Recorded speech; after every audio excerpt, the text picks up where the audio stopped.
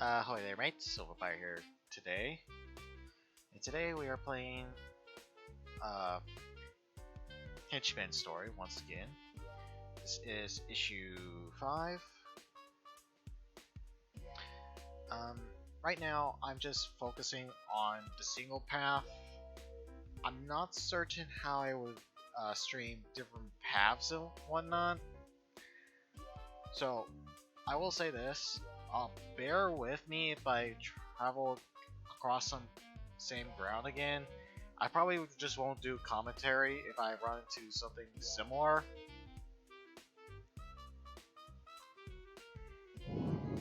Or do similar choices, etc. So it will just basically me staying a little bit more quiet or normal. But with that said, let's get this game started. Now, are you waking up, or is this zombie Stan rising from the grave? Seriously, you sleep like a corpse, dude, not a twitch. Ugh, just been a long 24 hours. You know that. Not to mention, someone made it worse by waking me at the ass crack of dawn this morning. Well, how could I know that you're such an incoherent grump when you wake up? Besides, if I hadn't done that, you wouldn't even have that nice couch to nap on. So quit grumbling. Yeah, I guess that's true. I shift into a seated position and glance over at Victoria. She is sitting cross-legged on the floor nearby, an array of parts and tools scattered around her. Seems like it she seems to be building or repairing something. Before I can see what it is, she casually moves it behind her back. I think about asking, but I find myself more following a different train of thought. I think you're the weird one with all this energy after the day we've had. Where's it coming from? Don't tell me you gave yourself an atomic heart or something. No way. Miss me with that cyborg stuff. That'd be hard enough even with a well-funded team, much less operating on myself like some kind of back alley cyberpunk surgeon. Also, technically, a cybernetic heart wouldn't have anything to do with sleep, so. Yes, well, technically, actually, indubitably, you're too intellectually superior for sleep. Oh, shut up. I'm just used to it. A good 4-ish hours of rest and a jug of caffeine is all I need to keep my engines purring. Well, you need about 4 hours of rest. You might not gain any benefit out of it, but if you really needed to sleep, most military is gonna keep you on a 4-hour schedule, depending on where you're at and whatnot. That's gotta catch up to you sooner or later, though, right? Maybe, but I've got all my chips on later. As for now. Veronica pops up from the floor, still concealing the items she was working on.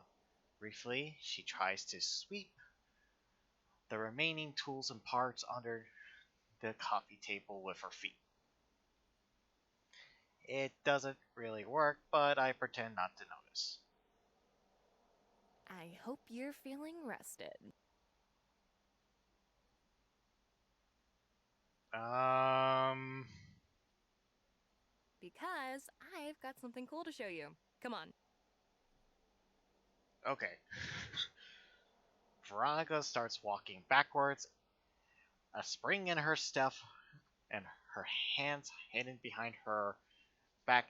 Looks like she's fighting the urge to skip. You're making me nervous with all this enthusiasm. Is this some kind of prank? Oh, come on! Would I ever deceive you? Actually, don't answer that. I was about to say, you already did! Just get your butt over here. You'll like it. I promise. She beckons me over with one hand, while the other continues to keep her surprise out of sight. With a sigh of resigning the resentment, or fuck. Wake up, Silver. You got this. I start to follow her across the room. When we take down Madam Scorpion, Dynamo and I will do most of the heavy lifting. But there's still a good chance that you'll have to enter a combat situation. Or, at the very least, need to defend yourself. I know you've managed to, well, not get squashed like a bug for a long time, and that's all well and good. It's just, this time, you'll have to do a bit more than that if we're going to succeed.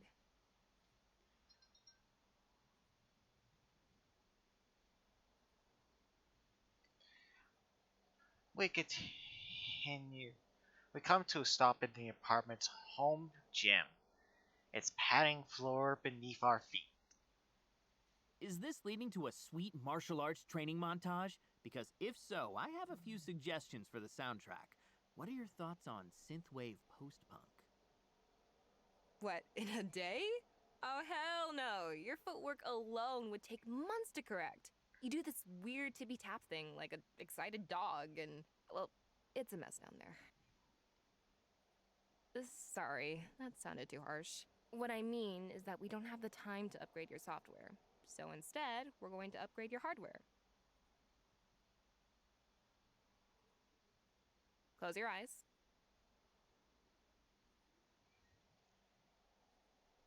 You enjoy teasing me, don't ya? You really get a kick out of teasing me, don't you? I thought that was obvious. It's too easy with you. And now you're shaming me for being easy? That's not very forward thinking for a superhero. Hey man, live your life. But before that, close your eyes, you doofus. Fine, fine. I close my eyes and let out a sigh. A deep breath. Black. I cannot read straight today. I hear Veronica slowly stepping forward. She's close. Maybe a step away when she finally stops. For a second, I hear and feel nothing but my own heartbeat. Then I feel her fingers graze the back of my left hand, hesitating just for a moment before gently grabbing it and guiding it upwards. Hold your hand out, just like this, alright? All right. Her hands moves to my wrist. I hear a whirl of machinery as something cold and heavy slips over my hand. Even through my glove, I can tell it's metallic. She's put cuffs on me, hasn't she? Veronica guides my arm through a mysterious object. By the time it stops, Veronica's hand is on my elbow, and the metal object is enclosed on my forearm. Okay, so it's not cuffs. You might feel a pinch.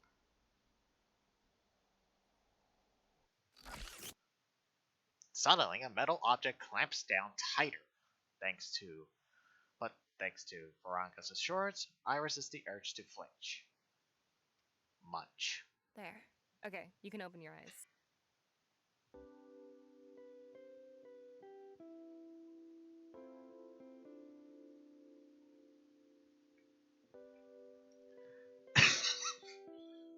I open my eyes to find Veronica smiling up at me with one hand as steadying my left arm. It is now adorned with a futuristic half gauntlet painted white, blue, and gold, shining Nova's colors. her color. Well, how does it feel? Snug, but not too tight. Honestly, it's, well, Perfect, right? I rotate my arm to inspect the other side, but the gauntlet doesn't shift or rattle. It's like it's tailor suited. yeah, perfect. How'd you do it? I got your measurements while you were asleep, obviously. Well,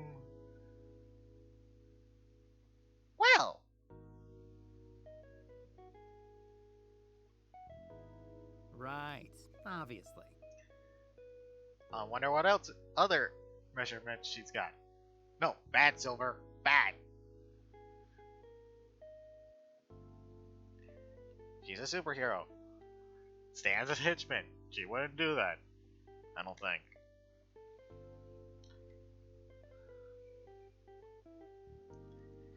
I turn my attention away from the gauntlet and look her in the eye. Thank you, Victoria. I mean it. You're welcome, Stan. The silence hangs. Veronica's mouth opens. Veronica opens her mouth to speak, but only a sharp breath comes. 3 heartbeats passes before she finally tears her gaze away from mine, abruptly fussing over the gauntlet. Anyway, this isn't just a piece of jewelry. Not only does it bring out your eyes, but it's got a lot of practical functionality. Okay, yeah, she's flirting with us. Good thing we're not Alex Kimbella, but I think Alex Kimbella would actually kind of benefit from someone like her from my Dungeons and Dragons campaign.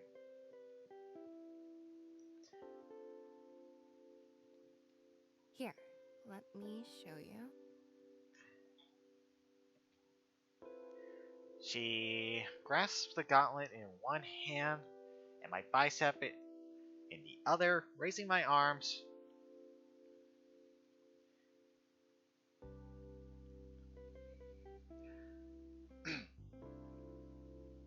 Ugh, I think I'm starting to come down with something. That it is aimed outwards. The adjustments bring us closer, like we're practicing a dance instead. And I forgot to put on my timer.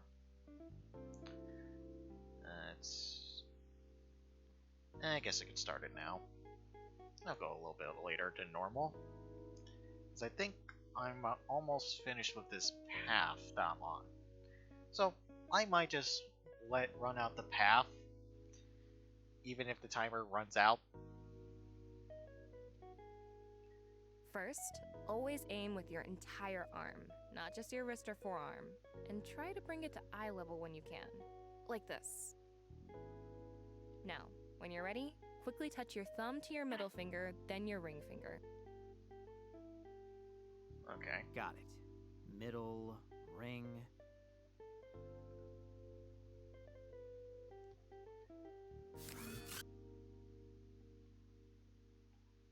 As soon as I complete the motion, a small cannon emerges from the gauntlet. I feel that the device slide into my palm.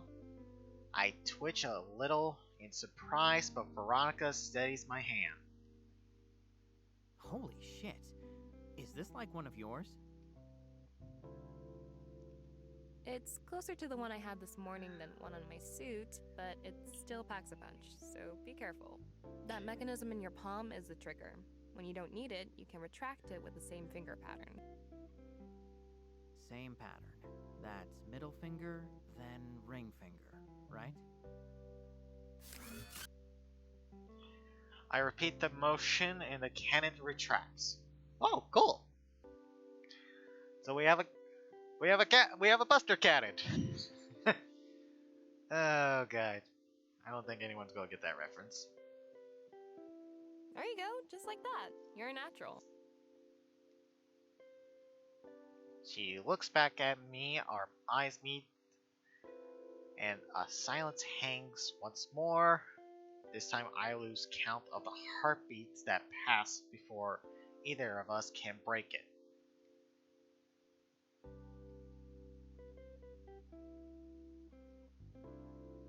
Dot dot dot dot dot dot. There's, there's more to show you. Yeah. I gotta say she's interested. Right, yeah, of course.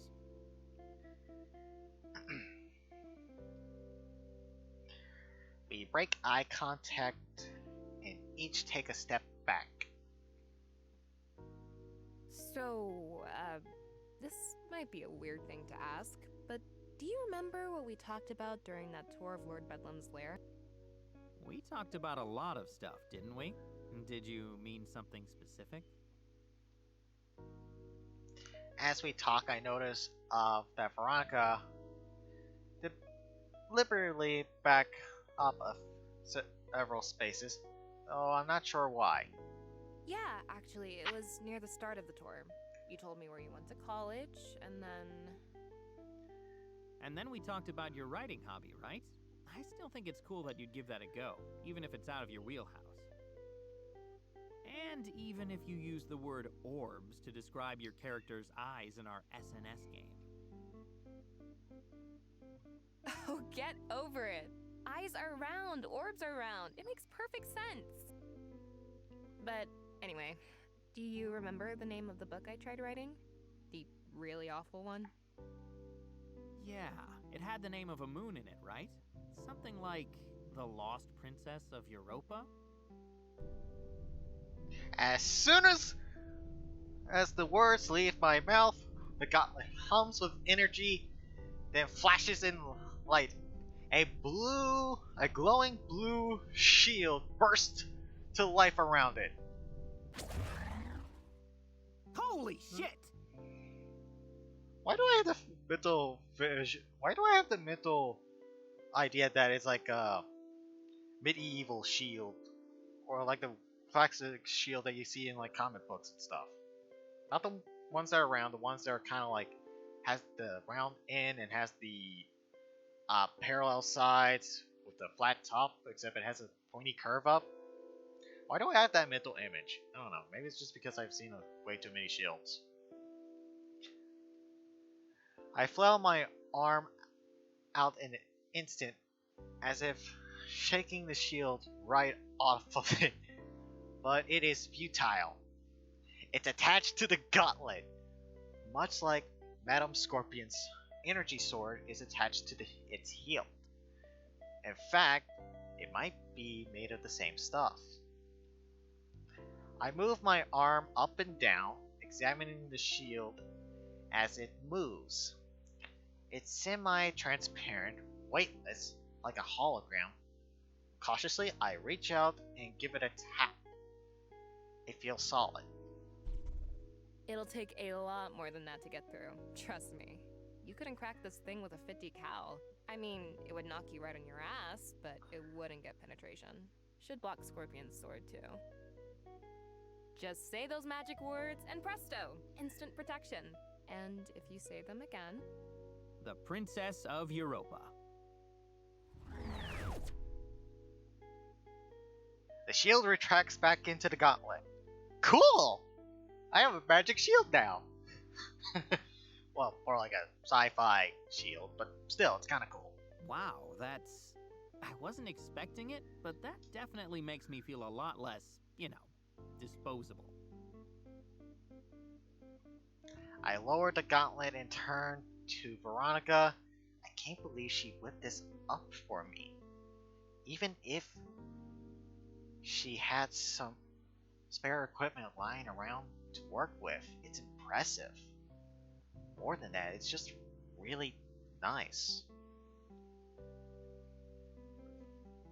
I open my mouth to say thanks, but Veronica stops me with a gesture. Don't thank me yet. I have one last thing to show you. She slowly stepped forward reaches into her pocket. At first, I think she had could be. I think it could be another gadget. But when the hand emerges, It appears to be a small slip of paper.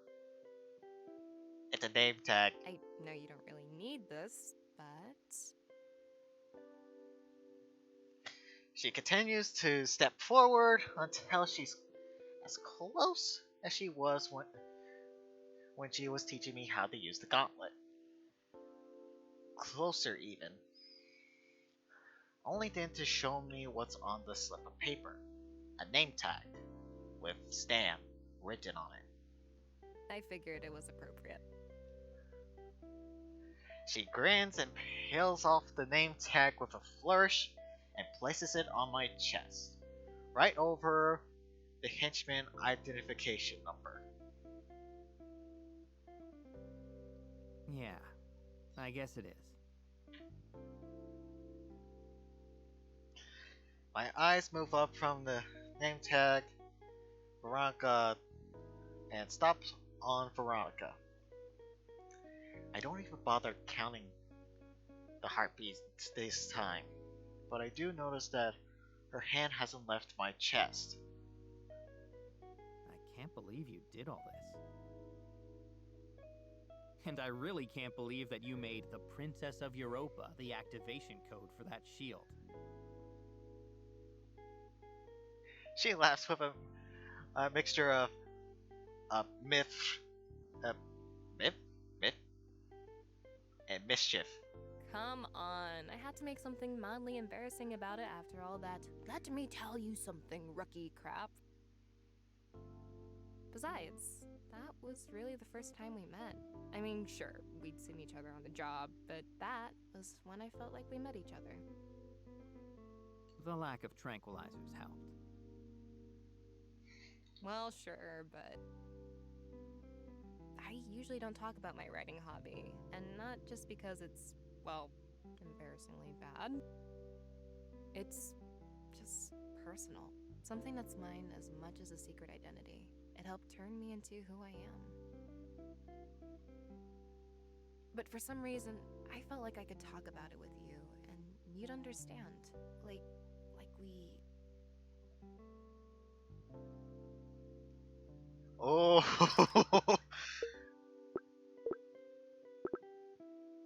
I'm gonna choose option number 1. Like we have something special. Yeah, that's exactly it. You can thank me for the gifts now.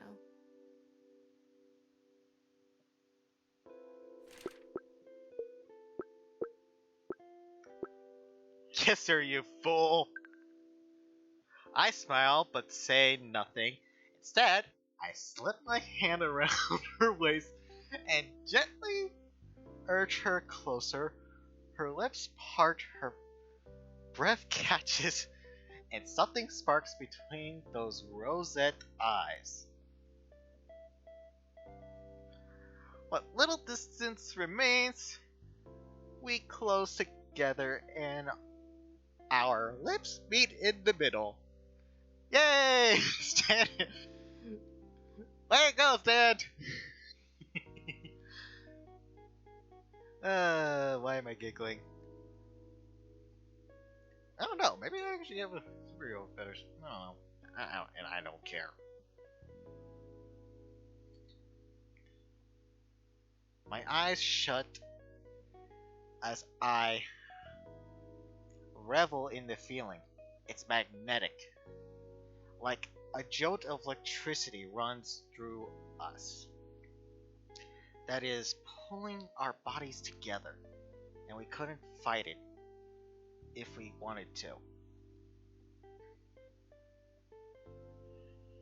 Even as my eyes open and we pull apart, I could feel its aftershock still pulsing through me. How's that for a thank you? It's a start. Well, it's not something you get every day. I mean, Henchman! Superhero! Ugh.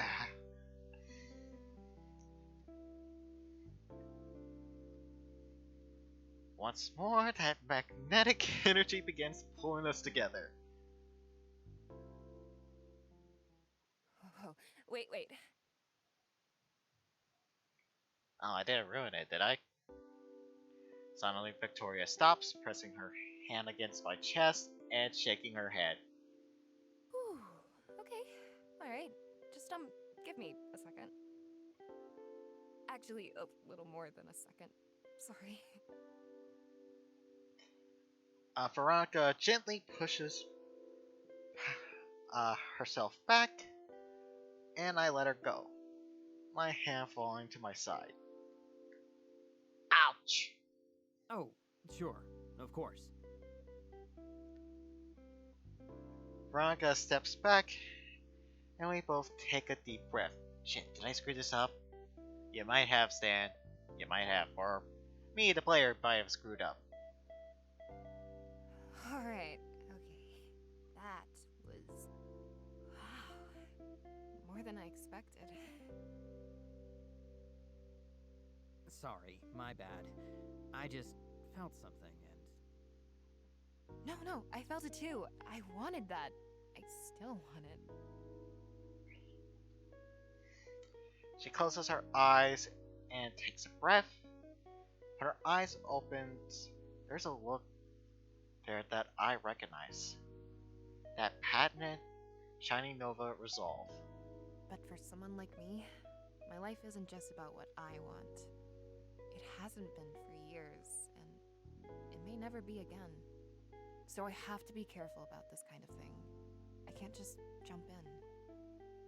And that's not me making an excuse. It's just, well, it's just how my life is. It's how I am. I need to pause and evaluate. Right, that does sound like you when you say it like that.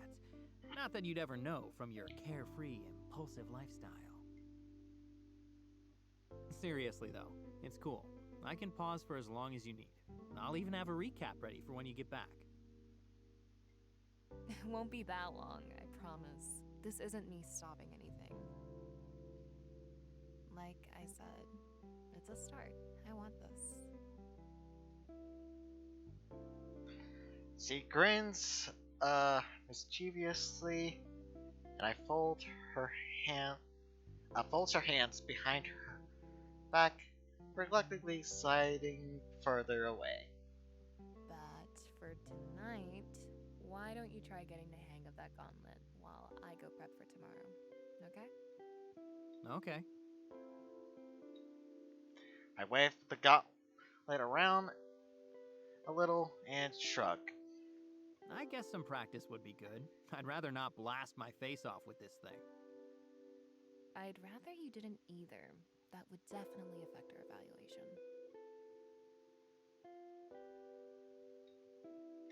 By now, Veronica has backed up all the way up to the door to her bedroom and reaches for the handle.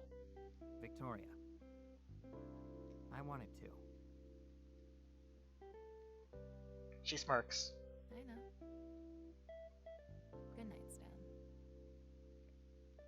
With that, she steps into her room and closes the door.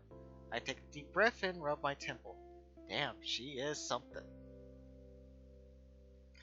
I shake my head to get rid of the butterflies. The ball's in her court now. I just need to give her some space and maybe figure out how to use this gift of hers while I'm at it.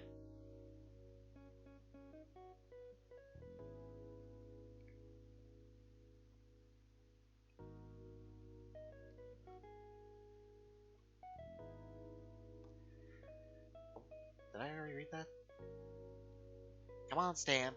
Pull it together. You have all night to dream. Right now, you should get to work. And work I did, practicing my aim and wielding the gauntlet shield until late into the night. Under normal circumstances, I probably wouldn't stay up so late, but the conversation I had with Veronica keeps playing over and over again in my head. Even after such long days, her words, her smile powers me forward with an energy I didn't know I had. I have got to get this right for her.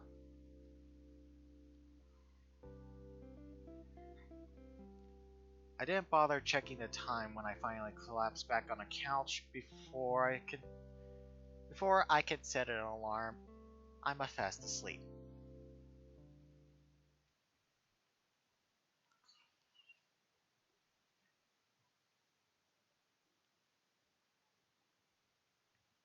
Morning comes, the rosy fingers of dawn reach out and slap me across the face. So, despite my late night, I'm up early yet again. In hindsight, I should have asked Veronica if her windows have any blinds. Luckily, my nap seems to make up for the difference, and by the time I develop another bowl of hero O's and take a shower, I find myself fully energized.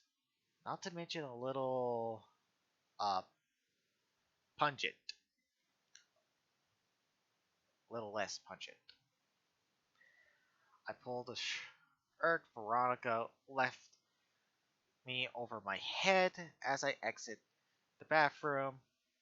It's a lot more comfier than my uniform, but sure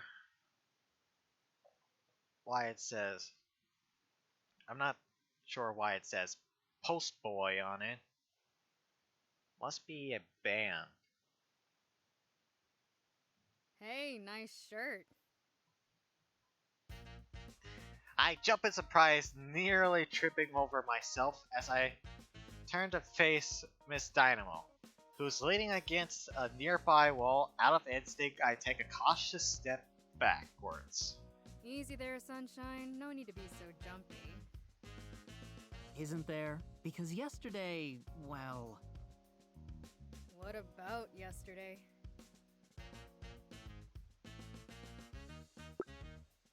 Yeah, what about it? yeah, what about it? I can't seem to remember a thing. Go figure. Now you're getting it.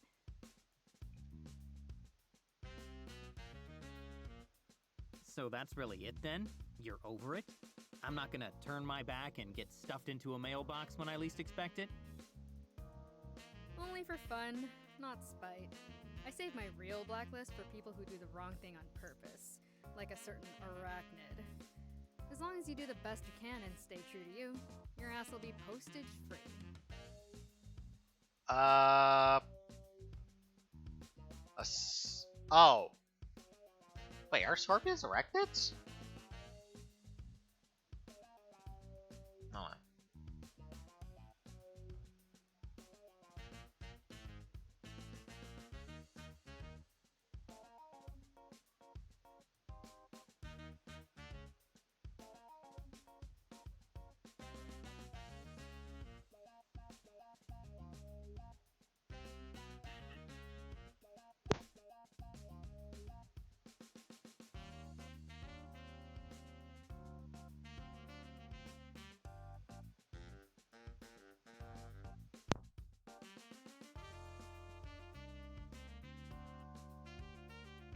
Okay, so they are members of the arachnid species.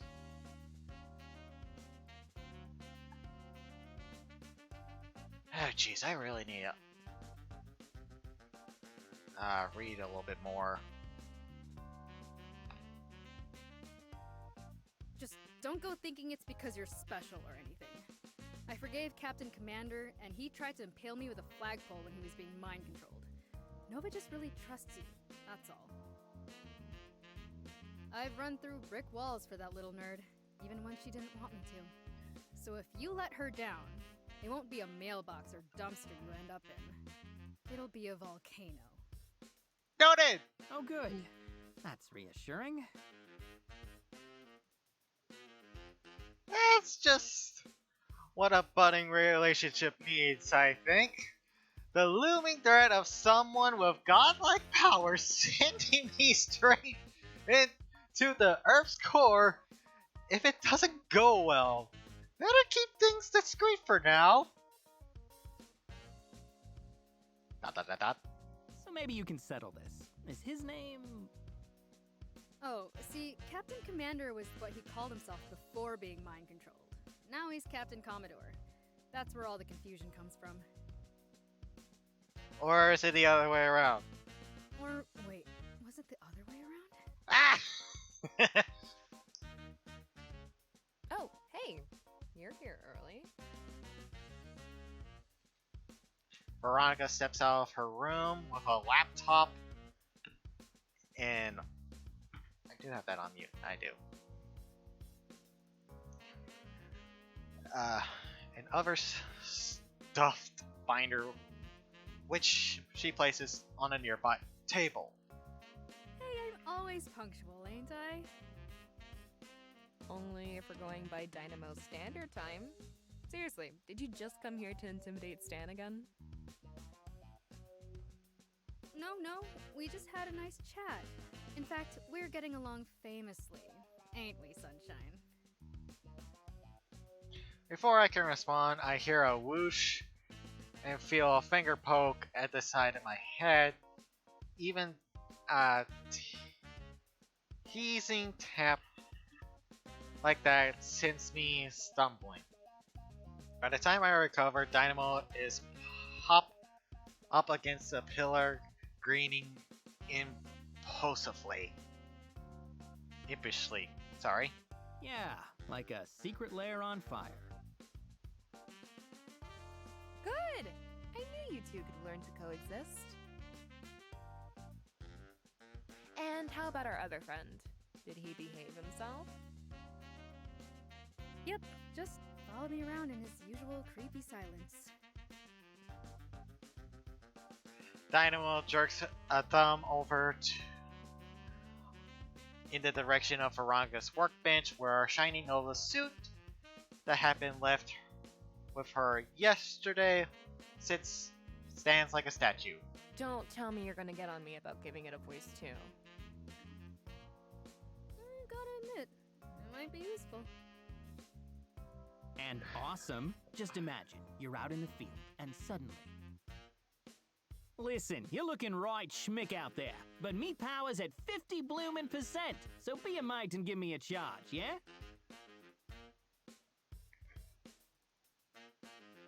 Or how about a Russian one? No, Scottish.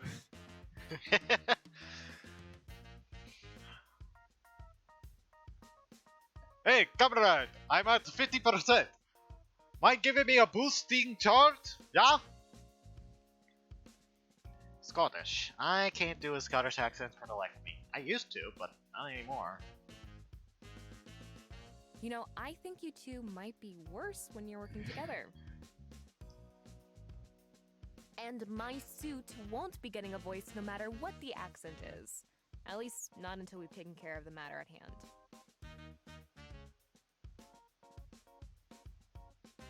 I think I finally got a winning plan that's going to take down Scorpion, but it's going to take a lot of work from all of us.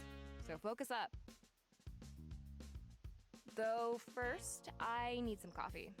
Stan, would you mind helping me with that? Sure. Veronica heads over to the kitchen neck, and I follow. Dynamo raises a suspicious eyebrow, but doesn't object as Veronica fills up her coffee maker with water, and I grab a pair of mugs. So, about last night? I'm still, evaluating, but I don't regret it. I just want you to know that.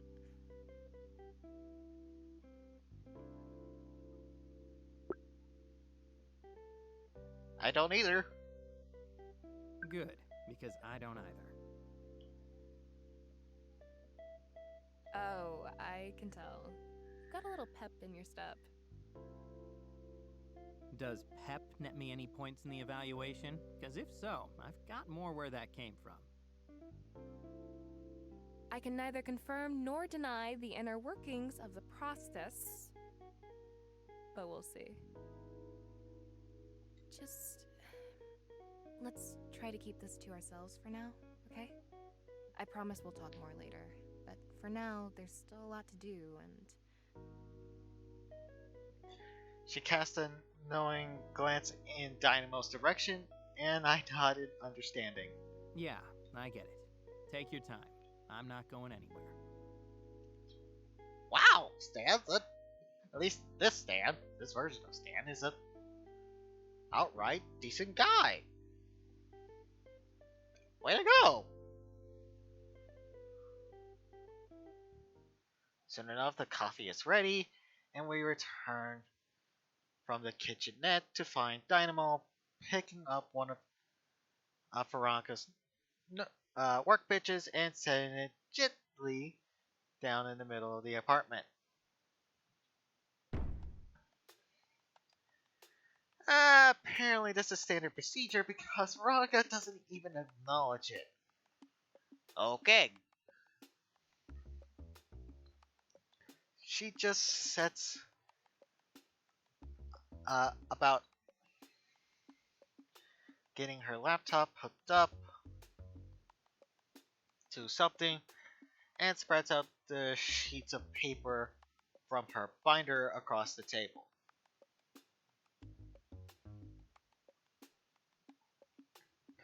With a shrug, I grab a stool and sit down across from Dynamo, though I use both my hands. Not long after, Veronica has activated a holographic display of something, though it looks a little cluttered. I swear, you've always got 1,000 tabs open. because I always have a lot to do, okay? There's a system. There's always a system. Veronica clears her throat and hastily clears the display, leaving only images of Lord Bedlam and Madam Scorpion in the Bedlam's lair. Anyway, let's recap the situation. Scorpion Group's latest product, the Henchman mobile app, was rolled out to 22 low-grade supervillains since it went into beta this summer. The latest being Lord Bedlam. Each of those supervillains engage in heists at server farms and data science facilities across the globe, just weeks after enrolling in the app. Bedlam was no exception, but when we intervened... Bitchface Supreme showed up personally to get in the way. Yes, Madam Scorpion countered in person. That told us 3 things. 1, there was more to this than an app. 2, whatever it was, she had to be close to her goal to show her hand like that. And 3, there was something special about Lord Bedlam. I'm sorry, time out.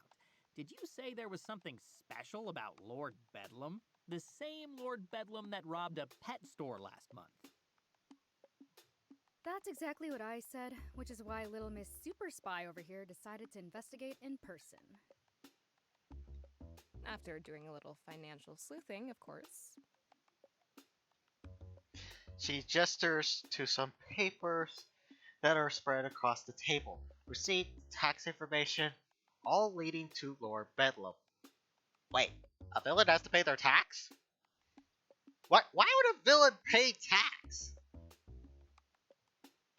Well, I guess it would keep the IRS off their back, so, or the equivalent of what it is in this universe.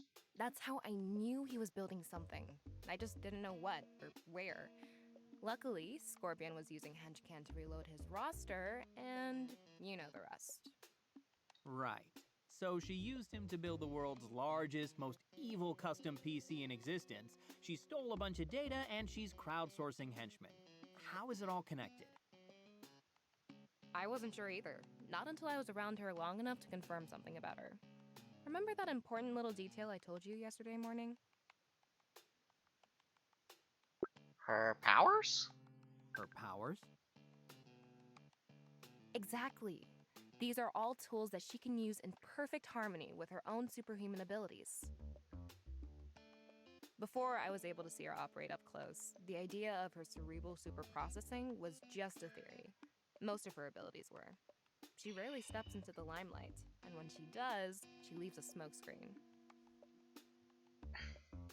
And a stench. But you're right. I've taken her on more than anyone, and I still can't nail down exactly what she's capable of. Until last night, you mean? Exactly. It may have been a simple game of spells and swords, but she couldn't resist the temptation to show her dominance, even if it tipped her hand. Maybe she thought it wouldn't matter as long as she killed you before you could act on it. Possibly. She does like her opponents to know when they're beaten. In any event, when you take her power into account, things begin to make sense. With a few taps on her keyboard, Veronica starts flipping through more images on her holograms of other villains and their lairs across the world. Soon they all show up on the map. The data that Lord Bedlam and the other villains in the Henchman beta program stole is on these servers on a private network, which she can connect to through... The hit the app. The Henchman app. Bingo! Not only does it give her a mercenary army of henchmen to use at will, it also gives her direct access to her network at thousands of locations around the world. As long as a phone with Henchman installed is nearby, she can connect and put her cerebral superprocessing into overdrive. It'll be like she's a chess supercomputer on steroids. She'll be impossible to outmaneuver. Well, if we can't outsmart her, then we'll just have to overpower her. I'm not sure that'll be an option either. If she can make her calculations fast enough... Well, we can't let it come to that. That's why the three of us are putting a stop to it tomorrow. You mean the two of you are stopping it while I get you water bottles and orange slices, right? Look, I said I'd help, but this sounds nuts. And it's like I said when you asked why I became a henchman. I'm just here to clock in and clock out. Being a henchman was just a job. I took it for the paycheck. When it went too far, I quit. That's it. I didn't gain superpowers or suddenly find my calling. I don't see what I bring to the table here. If Scorpion's got all this going for her, what the hell can I do to help you stop her? I'm getting to that, but you really need to stop selling yourself short. You might not have found a calling yet, but that doesn't mean you aren't good at anything. I've seen it myself. There's plenty you can help with. All right. So, what sort of help am I providing then? Like I said, I'm getting to that. Victoria clears the holographic display and brings up a map of the secret lair. It's not complete, but it is accurate. She probably made it while she was undercover. If the escape hatch in the cafeteria isn't on any existing maps of the lair, then it's in her power's blind spot. That means she may not have found it yet. The dot appears in the cafeteria loading bay, followed by the word Alpha. So, our Alpha team will enter there, but only after our Beta team has forcibly entered through a more visible entrance here.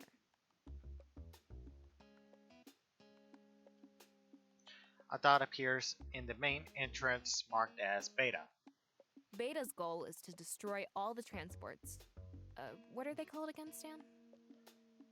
Bedlam copters.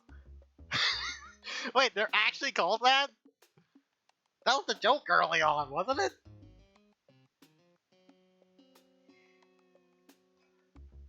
I can't believe that's actually what they're named. That's ridiculous. Seriously?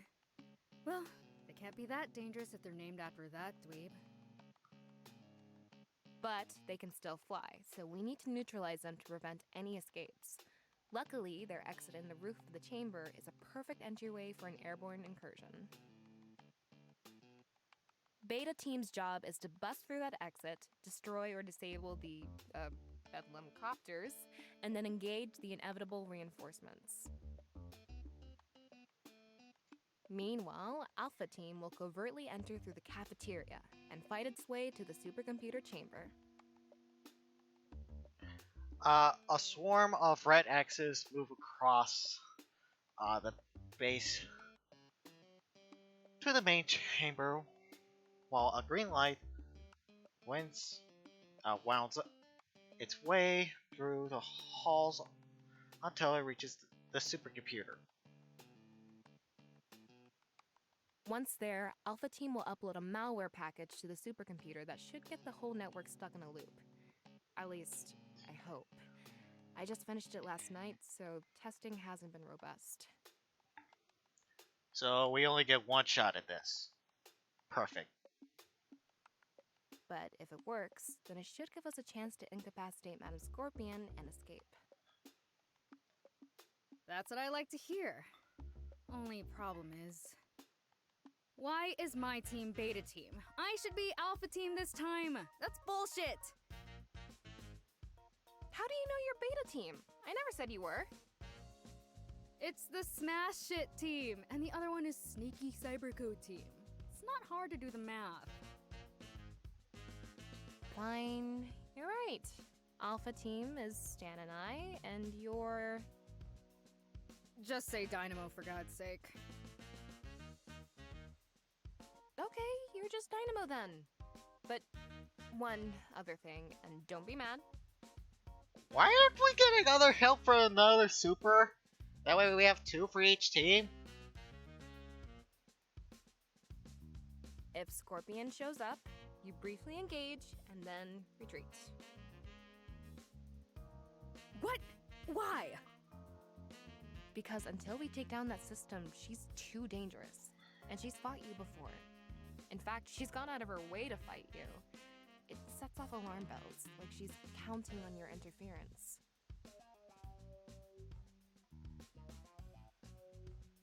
So what? I can take her. Even with that nanotech or whatever she's got pumped into her, she's not as strong as me. Yeah, but strength is not the only thing that matters. If a person can outsmart and outmaneuver someone that's far stronger than them, then they have an advantage. Godlike powers or not. And I'm sure she knows that, but she avoided me and attacked you at the data science lab anyway. Something's not right about it. Just promise to play it safe. Please?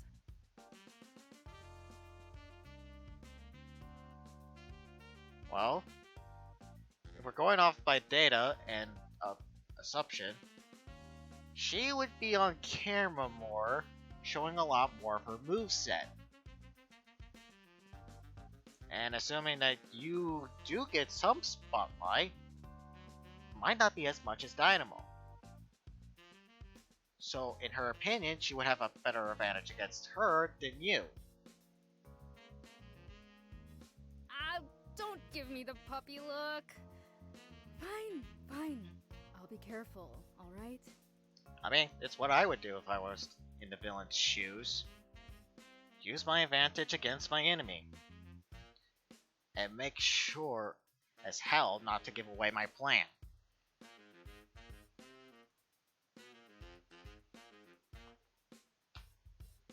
Good.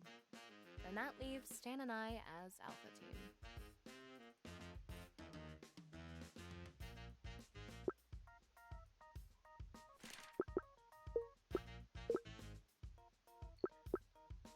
Roger that! Roger that, Alpha Leader. Shining Nova is fine in the field, thanks. Out of name tags. Very funny. But actually, no. They only come in packs of 100, and now I have 87 of them just sitting there. Wait, 87? I had a lot of name candidates before I picked Kate, alright? There was a system. Anyway, that covers the high-level plan. If it goes smoothly, I'll handle the malware activation myself. But just in case, you'll both have backup drives. They'll be plug and play, but a little slower than if I hook in directly. Any questions?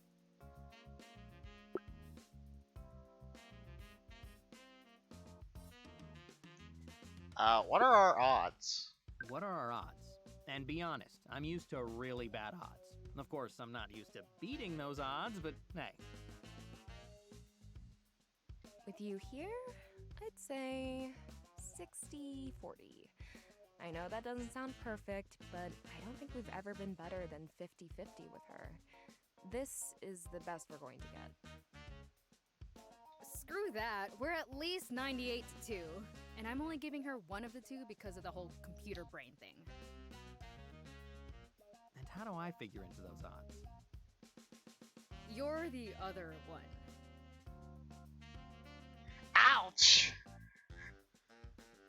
Victoria was about to interject, but Dynamo quickly erases her hands. I'm kidding, I'm kidding. You're a valued member of the team, Sunshine.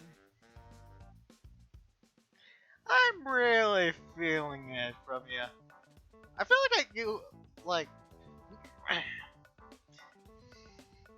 Anyways. Veronica shuts off the hologram and exhales before gesturing to the papers scattered across the table. Anyway, I printed out some additional intel for you guys to take a look at. I need to tune up Kepler, but just holler if anything else comes up. Homework? On printed paper? You're killing me, Victoria. And if you're not prepared, Scorpion might actually kill you, so quit whining. We leave from here at 5:35 tomorrow morning, so we don't have much time. 5:30? 5? In the morning? Are you nuts? Well, actually, I don't know what time this takes place. For all I know, this takes place in the middle of summer. But if we work together and follow the plan, I know we'll succeed. It's not exactly the Gettysburg dress, but something about Veronica's words motivate me all the same. While Dynamo continues to protest, I find myself gathering up a few sheets and getting to work. Maybe it's the very fact that it's not a grand call to arms that I find so effective. I'm not being commanded into battle. I'm being talked to like an equal. Even though I know I'm really not. Self-esteem issues is this guy's #1 issue. And again, if superheroes existed like they do in this game, yeah, I could see how self-esteem problems would be a lot more common.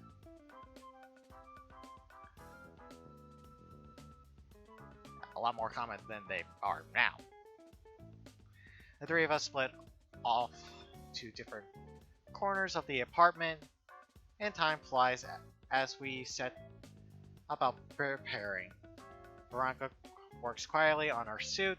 I do my best to memorize her reports. Eventually, Miss Dynamo flies off. Upsetting, or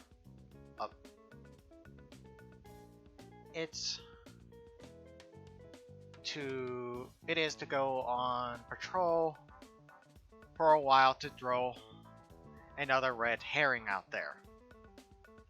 But I don't think that fools Veronica, based on how she shrugs it off.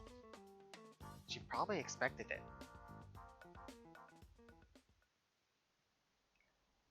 I shall be right back.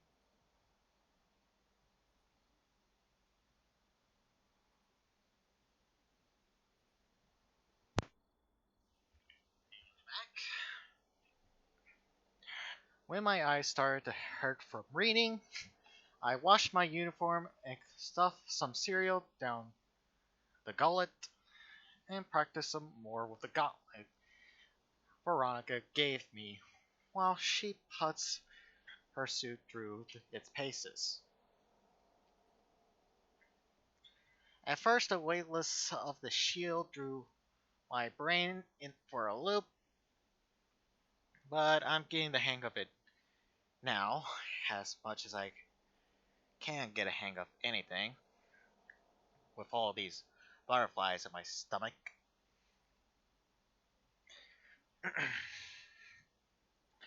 Some of them are what uh, waits me tomorrow, but the rest are blue, white, and gold. Should I say something? No, I said I'll give her time, and I meant it. Tomorrow's important. I shouldn't distract her with something like that. But tomorrow is uncertain too. What if I embarrass myself or mess things up? And the electricity from the moment is gone. What if we already lost it and I haven't realized it? What if Sup? Jesus Christ! I jumped, nearly smacking myself in the head with my shield as I turned to face the intruder, who turns out to be Veronica in her full shiny Nova regalia. As I let out a sigh of relief and verbally deactivate my shield. What's wrong? Having a painful flashback to the day we met? Something like that. Sorry, I was spaced out. Is it dark outside? When did that happen? Veronica's suit cracks open and she steps out, wiping a lock of hair out of her eyes and stretches out her shoulder. Like catching a glint of sweat off her skin, a glimpse of whiskey in her eyes. I am staring, I know it, but this time I don't try to hide it. Still early, but you must really be in orbit if you missed the sun setting. Is something on your mind? I open my mouth to reply, but hesitate halfway there. No, that's too direct, isn't it? I shake my head and hold up my gauntlet. Oh, just this gift of yours. Still trying to get used to it and... Ugh, who am I kidding? I pull the gauntlet off and set it aside. Taking in a sharp breath, I turn to face Veronica. This time I don't stop my stealth. Victoria, Need a break? Good, me too. In fact, that's why I came to check on you. Before I can respond, she grabs my hand and pulls me forward. Wait, she's stepping back inside the suit? Hold on! Let's get a breath of fresh air. Holy shit!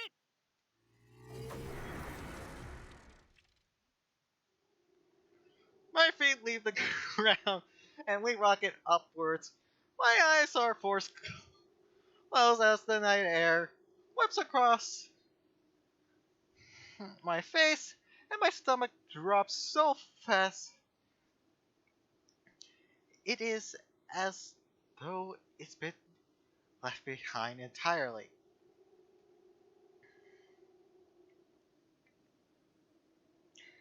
And just when my heart feels like it can't beat any faster, the roar of the thrusters quiets and our pace lows. Until at last it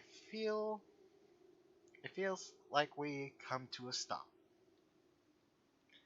I still don't feel anything beneath my legs. For a moment they flail in reflective panic, But then a voice moves my nerves and opens my eyes. Just relax.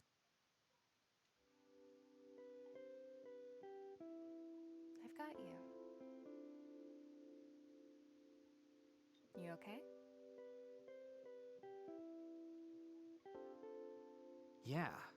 Yeah, actually.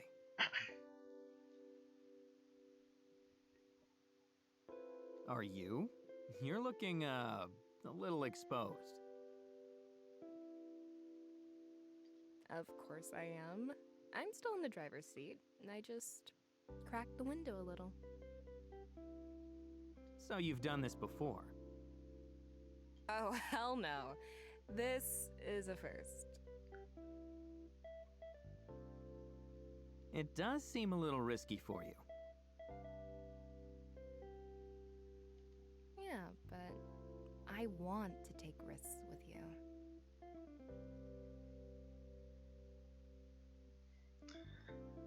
I didn't notice that we are pulled so close.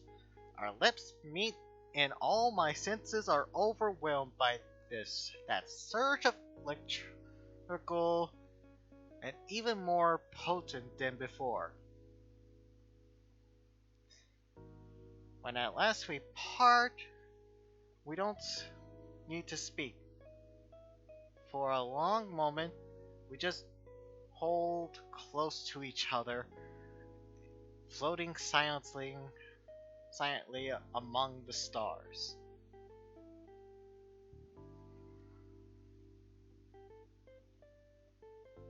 It's peaceful up here. With you.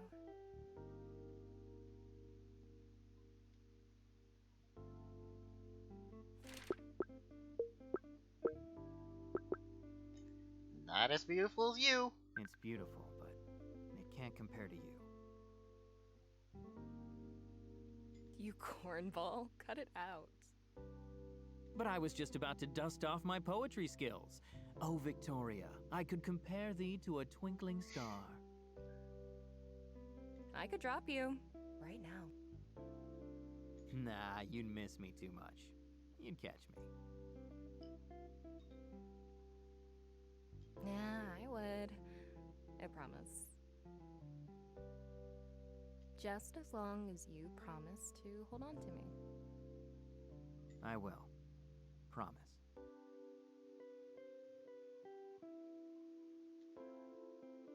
Oh, Victoria, how shall I cling to thee? Let me count the ways. Oh my god, shut up! Still laughing, she leans in and I happily oblige.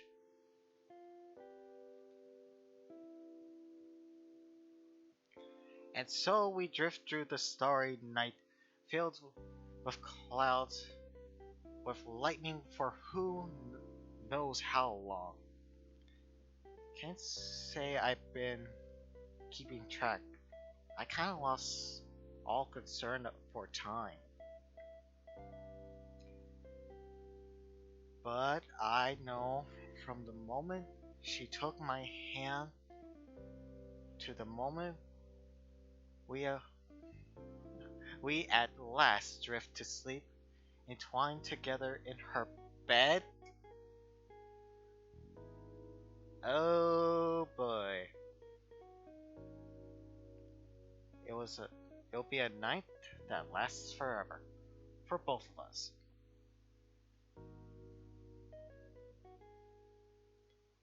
Hey! Into the breach. Okay, here we go. Issue 8.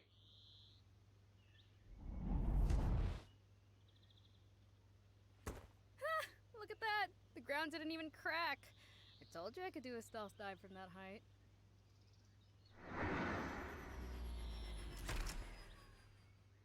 Not bad, I admit. I was fully expecting the usual crater. Well, one of us had to have a graceful landing, and it wasn't going to be you while you were carrying that cargo. I'm a passenger, thank you very much. I bought a ticket and everything. As Victoria sets me down, I straighten up to full height and dust myself off.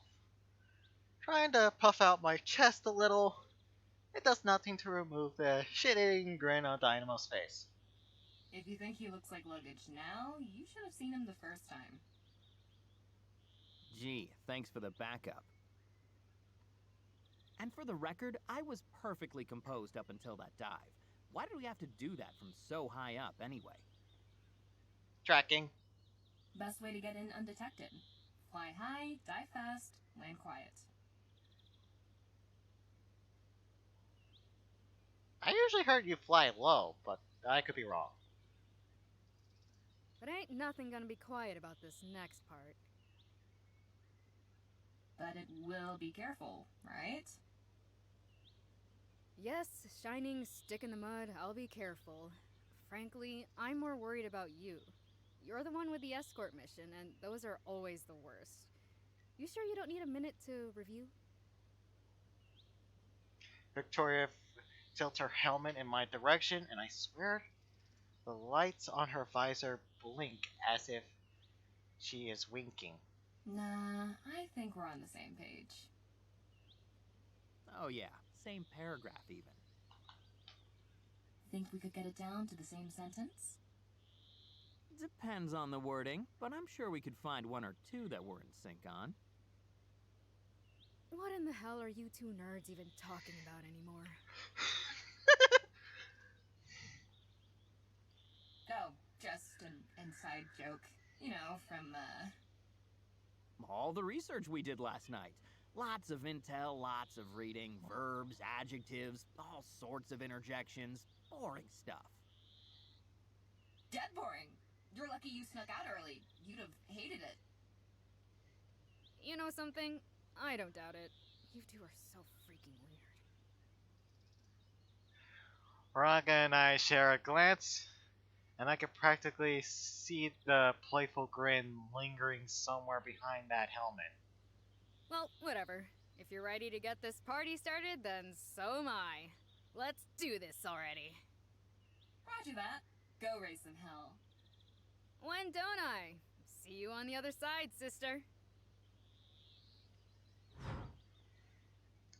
Like that, Dynamo is off. A black and blue blurb zigzagging her way through the forest, kicking leaves up in her wake. Oh, so it takes place in fall. Okay. Then why the hell is it not 9? Or are we in the southern hemisphere? Well, I don't know. I have a bat a few away from my face. When we were both sure she was gone, Veronica and I share a look, and I immediately started to laugh. This isn't gonna stay a secret for very long, is it? And whose fault is that? All sorts of interjections? God, you're the worst. Though, honestly, I don't care if it's a secret once this is over. At least where my friends are concerned. Really? I thought there'd be a whole rule book. You know, a system. Well, kind of. But we'll figure that out later. For now, the only secret you need to worry about is my name. So, just to make sure. In the field, I'm always shining Nova.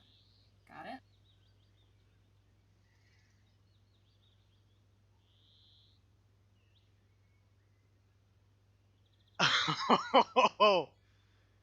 And in bed? I think that's inappropriate. I need a superhero name too. Yeah, sure. But I gotta get me one of those superhero names. Not right now, though. We'd have to pause the whole mission to get you a new name tag. She playfully pokes me in my chest, right in the middle of the name tag she gave me last night. Is that gonna be a thing now? Like, am I gonna get a name tag if you start calling me by a pet name? Yep. It'll be really embarrassing. You'll love it. Gotta get rid of all those name tags somehow, I guess. Veronica walks past me, and I feel a metal hand slap across my butt cheek, causing me to hop forward in surprise. Come on, get that ass in gear. Not to be outdone, I start after her, trying to return the favor. This isn't fair when you're in that thing. Maybe not, but it's fun. Now, with a sore butt cheek and a sore hand, I sigh in defeat and follow after her. The forest is as quiet as when we left it. No guards, no automated security bots, not like that Lord Bedlam could. Can't afford a robot army, but Madam Scorpion definitely can. Either Nova was right or Scorpion didn't realize that we escaped this way. Or she is extremely confident that we're not a threat. So this could be a really good start or a really bad one. Hard to say. So, by the way, how will we know when Dynamo... I think there's your clue. A distant boom echoes across the wilderness, shaking the ground, causing flocks of birds to scatter in a panic. That's how. Come on, let's pick up the pace a little. I don't want to leave Dynamo exposed for too long. Veronica starts moving at a jog, armor clinking with each step.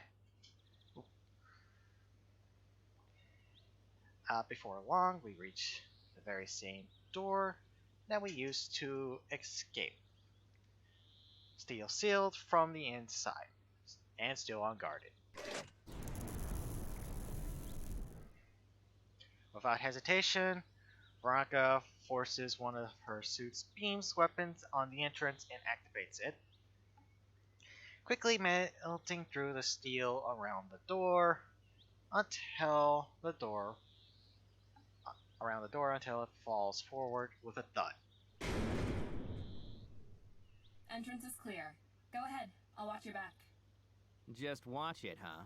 A likely story.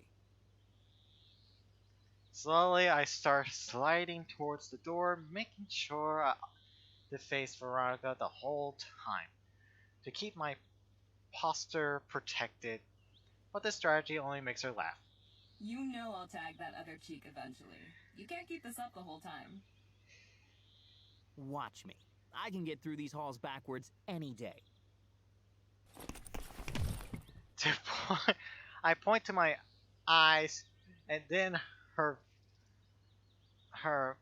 visor to signal that I am watching her as I back through the entrance, where I immediately stumble over the lip of the doorway.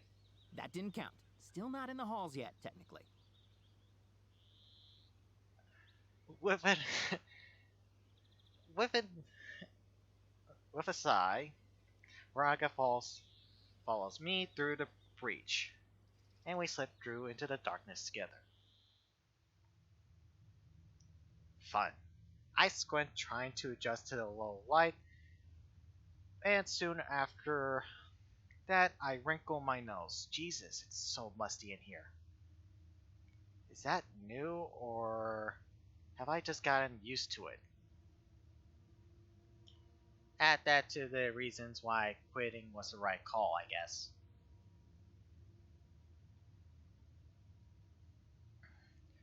We make our way through the loading dock, reaching the door to the kitchens. But when we open it, it's hardly any brighter. Should the kitchen be abandoned right now? Not normally, but maybe they evacuated. The lair's never been invaded, so people could be panicking.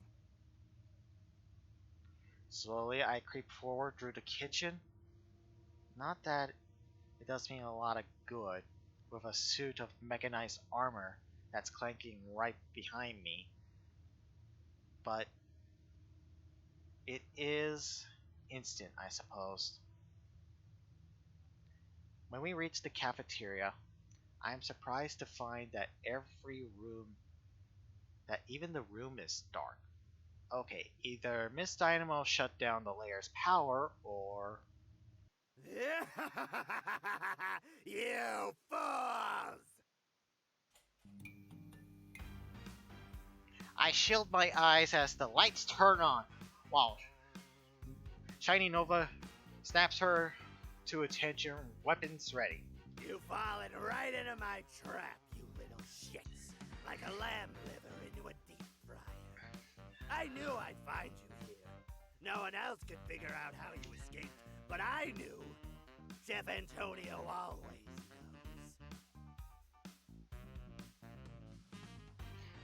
With all the swagger of a proper supervillain, Chef Antonio lumbers out from around the corner with just a hint of a henchman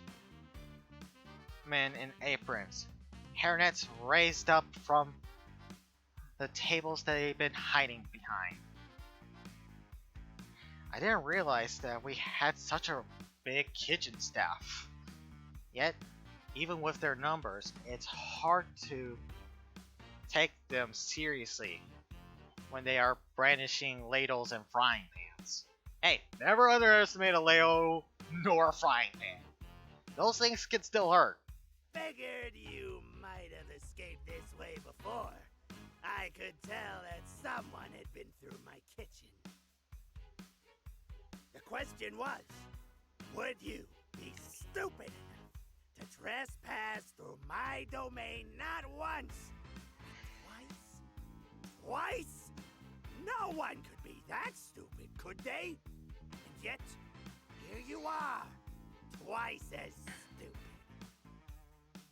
Oh no, you got us. Whatever will we do? If only we'd ran into Madam Scorpion instead. Then we might have stood a chance. You're mocking him. I love it. You should be so freaking lucky. The boss lady wanted the traitor alive, but I'd rather serve your head to her on a silver platter. So I decided to keep this little secret to myself.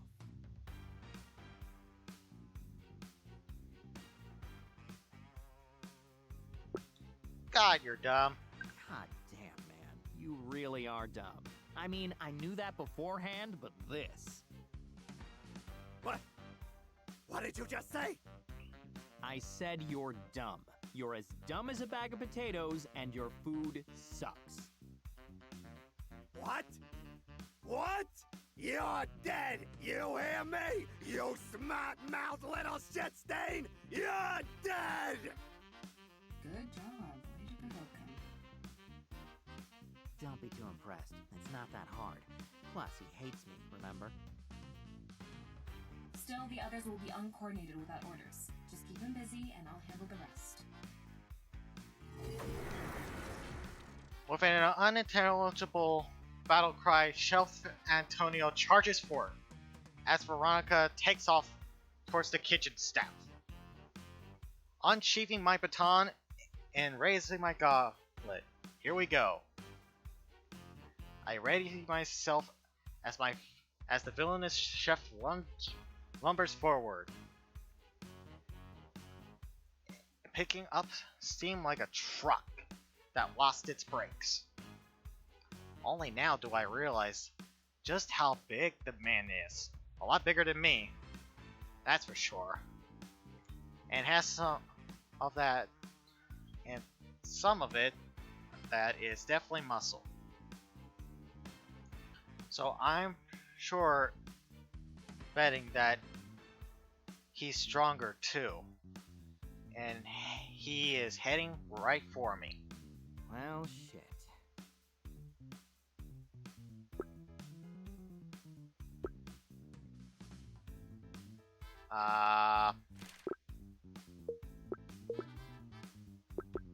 Dodge. Nope, that's a whole freight train worth of nope. He closes the distance.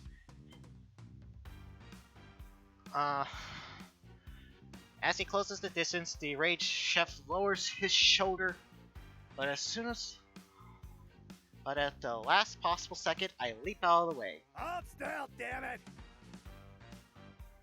Practically, I scramble to my feet as the big man skids to a halt.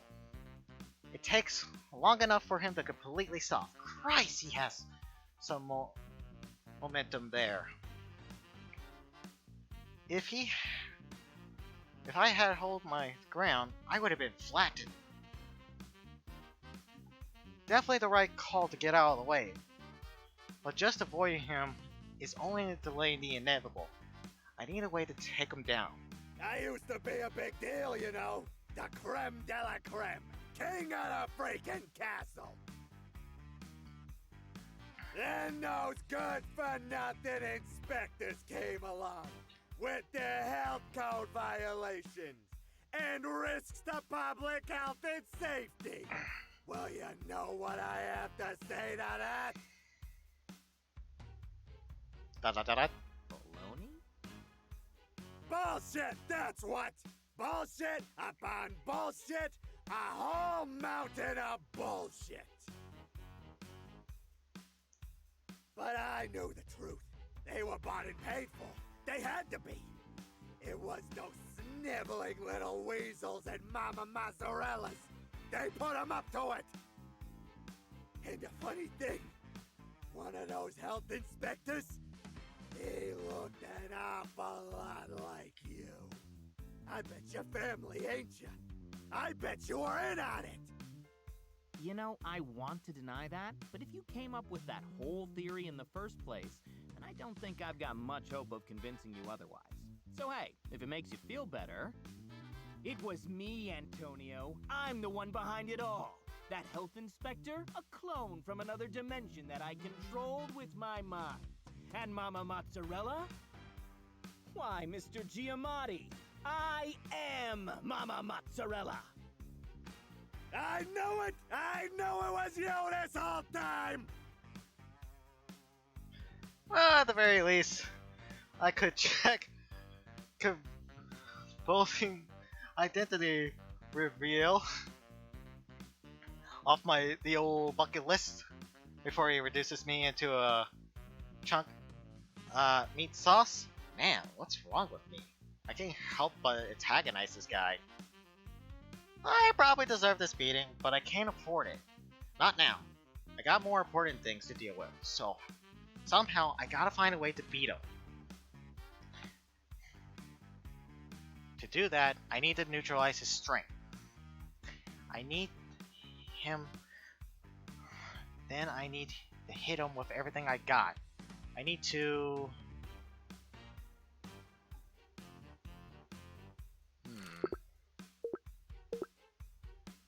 I can't lock him in a hold. He's way too stronger than me.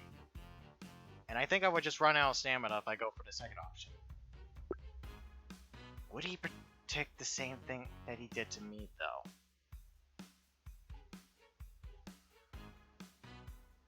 This guy is dumb, so he might not expect it. I do the same thing he did to me. I mean, it's not exactly the same. I don't have that mass. But the same in principle. If I'm going to take him down, I need a hard hit. That means I need to build momentum. So, as he continues to rant and rave about his past slights, incoherent conspiracy theories, I start to step back and back and back. Farther and farther until finally... And if a little grease on your spoon is a freaking health code violation, then I swear I... Hey, what the hell are you doing? What's it look like? I coil my legs and hold out my baton. The same thing you did. The same? The same? Yeah, sure you. But then I ready to sprint forward, going faster and faster. Either because he's too arrogant, too slow, or too stupid, Chef Antonio isn't moving. Baton raised, I leap into the air. Yeah, the same, but better.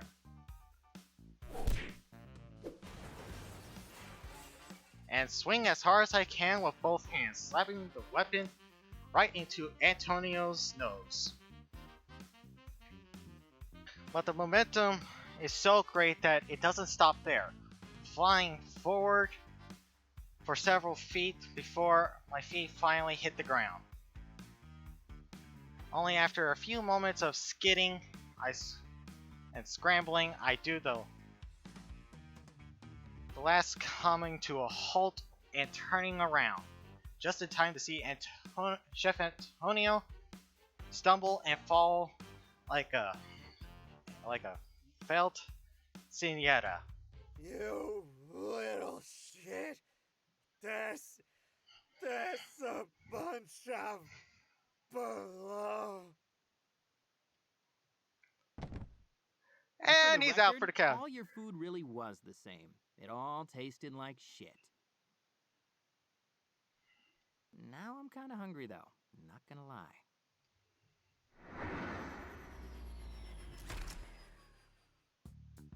As I catch my breath, Nova pulls in for a landing right beside me. Hey, nice job. That guy was no pushover, and you handled him all on your own. I'm impressed. Thanks. Wasn't easy though. Never is. But if you stick with this whole hero thing, you'll figure that out. With my old rival vanquished and his culinary kingdom covered in blast marks and unconscious kitchen staff, we head for the cafeteria's exit and the hallway beyond.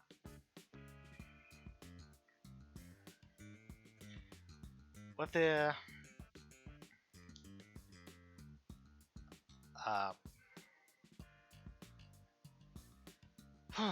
with a mechanoid shit. With precision, Veronica raises her weapons and scans the hallway, checking first her left, then her right. We're clear. Ooh, that was crisp. You know, if this superhero gig ever falls through, you could always star in some video games. Quick, tell me to stay frosty. Alright, we're breaking up. Wow, that was a whole 3 hours faster than usual. But on the plus side, I guess that means we were official? The only thing official here is that you're officially getting left behind. After that, Veronica hops into the air and starts flying forward, slow enough to maintain control through the labyrinth hallways, but fast enough to quickly leave me in the dust. Hey, wait up! I'm Oscar Mike, I swear. Whiskey Tango Foxtrot, come on! That doesn't seem to help, as she only turns to wave a casual goodbye before turning down another hallway, in the exact wrong direction. Other way, superstar. A moment later, Nova re-engages, hovering sheepishly as she corrects course. I knew that. Obviously. That's how you know I was joking. By now, I managed to catch up. Veronica turns off her thrusters, opting instead to jog beside me as I take a left turn. It's still weird hearing her normal voice from inside that thing, especially when she is embarrassed. Don't worry, in the games you'll have a mini-map. For now, all you've got is me. Okay, fine. Breakup rescinded. Nice. Looks like all those years of memorizing the longest possible route to the bathroom have finally paid off. Who says slackers can't get girls? Don't mistake correlation for causation here. Seriously though, it's a big help. It would have taken forever to map this place out by hand, and satellite's a no-go. We'll be lucky if our radio's even... Do you read Alpha Team? Nova, pick up the damn call. I'm here. Status? The birds are grounded, but the queen's bitch of the mountain put 2 and 2 together. You've got company headed your way. Don't worry though, she didn't go herself. I'll keep her occupied. Oh shit. Not for too long. Sorry, you're breaking up. That was on purpose. Dynamo, promise me. I promise, I promise. Just relax. It's me. Miss Dynamo hangs up and Veronica shakes her head. Clearly, that's exactly what she's afraid of. I give her a knowing look, picking up the pace. We need to take advantage of the empty hallways while we can. And for the time we do, in fact, we make such good progress that I'm feeling a little optimistic. Until we round a corner and we're greeted by an all too familiar sound. You fools! I skid to a halt and reach for my baton, but I freeze when I take it. How many purple-clad subordinates accompanying my formal boss? That's at least 3 whole squads worth. Did you think that you could gallivant through the very heart of my domain without I, the omnipotent Lord Bedlam, discovering your presence? Nothing escapes my eyes. Nothing! Much less treasonous scum like you, Christy. I never forget the face of a traitor. But you forget their names, so it doesn't help you. Actually, I'm Stan. That's Christy. I point to the woman who stands to Lord Bedlam's right. He whirls about it in confusion before Christy offers a helpful wave. Wait, I thought you were moved. No, that's Moon. I point to another henchman, and Lord Bedlam starts to look around before quickly giving up. Enough of this! It doesn't matter if your name is Dan, Spartacus, or much less Shiny Nova. You are a filthy treasonist! You have betrayed our cause, our family, and most importantly, me! And you, hero, you have been a thorn in my side for far too long! We just met this week. You know what? I want to try to finish this game. So, regardless of how much time I spend, this is going to be the wrap-up part. So, I'm going to stop that. Far too long, I say! But that ends today, on this hallowed ground, with fire in our bellies and villainy in our hearts. The light of your twinkling little star shall at last be extinguished! Save the big speeches for spells and swords, Lord Lifesbane. It was fun playing with you, but it's time to say hi to your long-lost brother. Unless, of course, you stand down. I know you think that being able to order all these people around makes you strong, but I'm gonna level with you. This still won't go your way. I mean, you can try, but it won't. Your call. I can't make it for you. No, you can't, because I have already opened the contacts on my phone of destiny and blocked your number. And now, I shall complete the prophecy and delete you entirely. Attack my steadfast supporters! Attack with every weapon, fist, and crude insult you have! At Lord Bedlam's command, my former code workers rush for firing some beam weapons and brandishing their batons. Nova returns fire with her own weaponry, which immediately draws the bulk of the barrage. Maybe I should give her some support, but then again, this might give me an opening for a counterattack. Shield! No, I'm not the one packing firepower here. One of my little wrist cannon won't compare to Shining Nova's full arsenal. Best way to end this quickly is to give her a chance to unleash it. Don't worry, Nova. I'm the Princess of Europa. As soon as those words leave my mouth, the blue shield emerges from the gauntlet. By the time it fully materializes, I'm already sliding across the floor towards Shiny Nova. I catch her glance in my direction, and I'm nodding in approval out of my corner of my eye. Looks like we're thinking of the same thing. I skid to a halt in front of her as I raise to one knee and angle my shield towards the charging henchman, forming a one-man shield wall behind me. Behind me, Nova crouches down with both arms raised. I hear a series of mechanisms lock into place. Nova reveals a whole arsenal worth of weapons. Seeing what's happening, the henchmen fire their weapons with renewed vigor.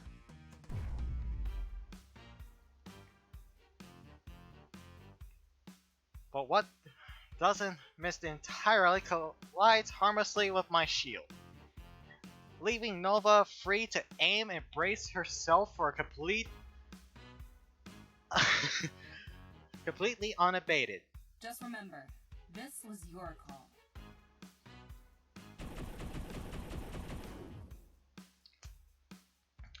With that, Nova unleashes a barrage of return fire. So an all encumbrance encompassing that changes lighting in the whole damn hallway. By the time it dies down, what few henchmen are left standing have dropped their weapons and decided to flee in terror. Nice job. That was clean. You're getting the hang of this. Oh, lovely princess of Europa. I still can't believe I have to say that every time. Meanwhile, I noticed that at least one person hasn't fled. Lord Bedlam himself. Where are you going, comrades? The battle has just begun! Get back here! Get back here and protect me! I mean, destroy this corrupt pawn of society! Oh, I don't think they're coming back, buddy. It's down to you. Yes. Yes, it is down to me. Just as it always has been. As it always shall be. I, Lord Bedlam, stand alone against this sickly, rotten society. I, Lord Bedlam, stand against you, an enforcer of unjust laws and unfair message-borne moderation. And I, Lord Bedlam, am the proud owner of a groinal defense cup. Yes, that's right, foul oppressor. Your devious stratagems can no longer affect me. In fact, with my newly fortified, locally sourced, and aggressively trademarked Chaos Armor, your inferior energy beam stands no hope of piercing my defenses. For I, Lord Bedlam, am... Without a word, Nova casually fires a blast at one of Lord Bedlam's arms, spinning his helmet around backwards. Ah, you coward! What have you done? Where are you? Coward! Heathen! Fiend! Someone get this thing turned around! Where's that new girl? Kara! Kylie! Katrina! Get this stupid thing turned around! He really doesn't know, does he? Not a clue. Come on, let's get out of here before he forgets that I'm a traitor and starts yelling for me next. With our path clear, Nova and I start furrowing down the hallway, leaving Lord Bedlam wandering blindly in our wake. By the time he's out of earshot, there's nothing but an empty hallway ahead of us. Guessing that was the bulk of the reinforcements. Maybe now that we are past them, we have a clear path to the computer room. Fine, the computer room! Palpatine? Nova? Nova? read you. What's wrong? Tell me you're not still engaged. No, I'm not. I pulled out a minute ago. Good. I take it that means she's headed our way? Probably, but also, you should know I'm bleeding a little. I don't know how, but she actually cut me. What? Since when can she... Never mind. Just tell me you're okay. Yeah, I'm good. I got it while I was retreating, actually. Something didn't feel right, and, well, if you hadn't told me to fall back, it could have been a lot worse. Just do me a favor and step on the accelerator a little. Throw Sunshine over your shoulder if you have to.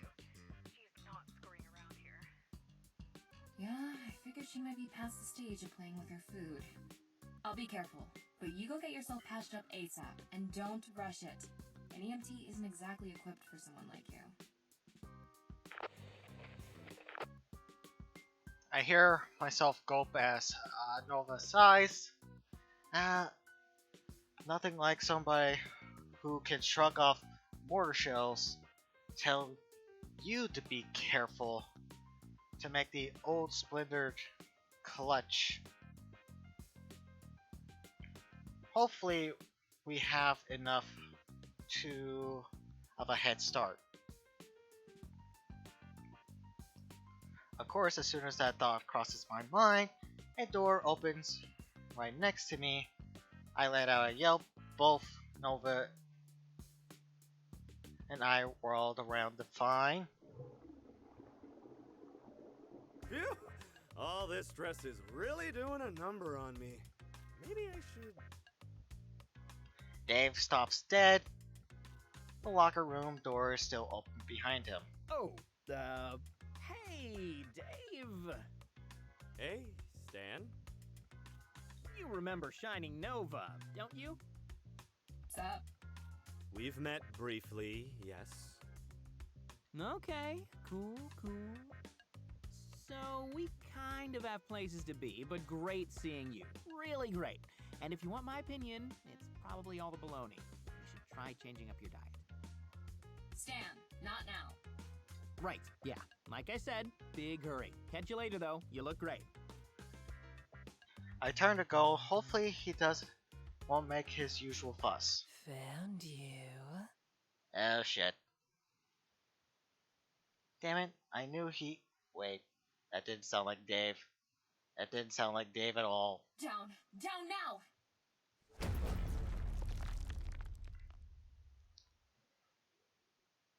Just as I expected.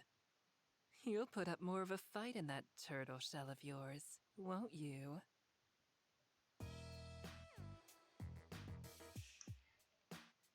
With a groan, I try to peel myself off the floor. My uniform coated in dust, and I'm surrounded by debris. If Veronica hadn't been so quick to swoop me up and dive me into the locker room, I might be buried beneath the rubble. My eyes land on a shock of a blonde hair sticking out of the rubble. Guessing Dave wasn't so lucky. Not his fault. Scorpion slashed an entire hallway to pieces. The locker room is now permanently adjointed to the hallway. I stepped through that hole where the door used to be. It is none other than Madame Scorpion herself, cutting an imposing figure. Standing across her, somehow even the Shining Nova seems small. I'm not here just to put up a fight, Scorpion. I'm here to put you down.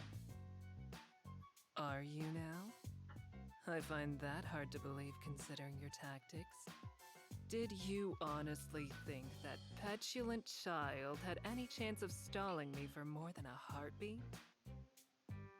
And you actually brought dear Stanley along with you as well? It reeks of desperation. Don't tell me you and he are. My, you are desperate in every sense. I knew you had a penchant for broken toys, but not like that. Oh, honey, this explains so much. You don't know anything about me or him. But go ahead. Keep calling me honey. See what smoking crater that lands you in. Really? Must we continue to trade barbs like common costumed barbarians? Come now, you're better than that. We both are. See? Look. I'm deactivating my weapon. Let's have a little chat, Like professionals? Don't do it! This is a trap! What exactly do you think there is to chat about? And you just fell for her trap. Smooth. Besides how hopeless your little lost cause is, you mean? Well, there's the matter of what your cause actually is, for one. What about my pet project warrants such a swift and violent reprisal? I take it by pet project you're referring to the petabytes worth of private data you stole? Is that the problem? My method of acquisition? Surely you're joking. The corporations that owned that data stole it in the first place. Or do you think I'd have been more justified if I made them tick a terms of service box first? Don't be so naive. You're smarter than that. But those companies aren't plugging that data directly into their goddamn brain just to serve their own twisted ends. There are rules, regulations. Oh, please. In principle, that's exactly what they're doing. The only differences are that I can do so by myself instead of hiring a whole division, and I'm not masking my intentions. I'm much more honest, really. So why go through all this trouble? Especially when your odds of victory are dwindling so quickly. Even if by some miracle you succeeded, someone else will try the exact same thing, just less elegantly. Why? You mean aside from the wanton violence and senseless murder? Well, there is that. But must we get hung up on technicalities? I'm afraid we must. Very well. In that case, I have a confession. Even if you decided to flee, I was going to kill you anyway. Madam Scorpion bursts forward with a death in her eyes and a bloodthirst grin on her face. Her blade drags behind her, melting a hot red line in the ground as she streaks towards her prey, like a trail of a missile. Nova's left arm. That looks more. Yeah, that actually is her left arm. Never mind. I thought that was her right. Snaps up and forces the supervillain to dodge by leaping side to side. Briefly, Scorpion runs along the lockers that line the wall and slices them in two. As she goes on to hell, Nova fires once more. Oh, you can kind of see it in the background a little bit right there. Right there, a little bit. Not exactly a straight line, but details, details. This time she doesn't even bother of dodging. Instead, she swings her sword to deflect the beam, sending it careening to the side as she pushes off the wall, leaping right at Nova. I shield my eyes as the blast goes off. Damn it! Is this how I go? As collateral damage? No, I gotta do something. But when I try to stand, my right leg doesn't want to cooperate. Looks like I didn't avoid all the rubble. Practically, I worked to free my leg, occasionally glancing back at the battle happening before me. Come on, come on. Nothing hurts. But I won't be any help at all if I can't move. They are locked in a deadly spiral dance now. Nova's firing and retreating with blasts from her jets. Scorpion pursuing with a wide, vicious slashes with a narrow margin. But Victoria is just managing to keep her distance. You feel it yet? The inevitability? You can't keep this up. Speak for yourself. I've got enough fuel to cross the Pacific. This isn't even a strain. The Pacific? Oh, so we're over towards the west side of the continent? So we're somewhere along the west coast, either of USA, Canada, etc. Not on your shell, little turtle. But you'll slip soon. And when you do, I'll crack it open and rip you apart from the inside. Scorpion brings her sword down diagonally, and this time it nicks a shoulder pad, sending sparks flying. That's better. I'm getting used to you already. I had to fight that oafish friend of yours 4 times before I could predict her exactly. But with this network... 2 more slashes, 2 more nicks, this time leaving scorch marks on Nova's chest plate and right thigh. I only need a few minutes. And that's only because there's not much usable footage of you. You're careful. I respect it. I don't want your respect. And I don't need footage or a supercomputer to predict you. As Scorpion closes the distances, Nova suddenly changes course, leaping right towards the supervillain. Caught off guard, Scorpion's horizontal slash misses high as Nova ducks under it. And Nova swings her armored fist right into the supervillain's gut. You like to predict the outcome of a battle before it's over, and once you do, you talk.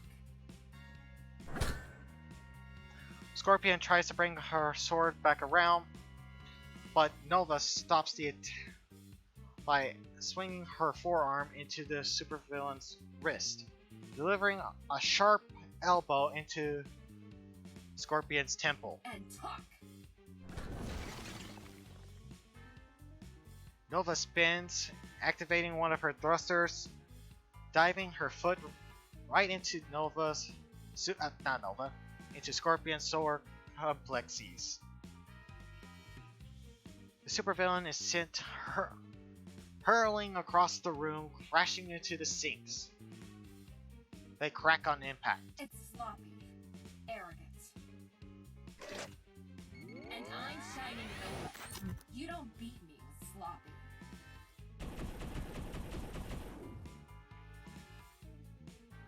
I free my leg just in time to see Nova unleash a multi-shot volley from both armed cannons, except it wasn't aimed at Scorpion. It goes over her head and ricochets off the mirror, flying towards her exposed back. One problem is that Scorpion blocked it, without even looking. She just casually threw her sword over her shoulder, intercepting the blast with the flat of her blade. Right you are. That's why you beat the leader of the Hellhounds with that move 563 days ago in Chicago. Except that time, you bounced it off that unsightly sculpture. Oh, don't be surprised. I said there wasn't much footage of you, not none. And now that you've shown me how you counterattack, time's up.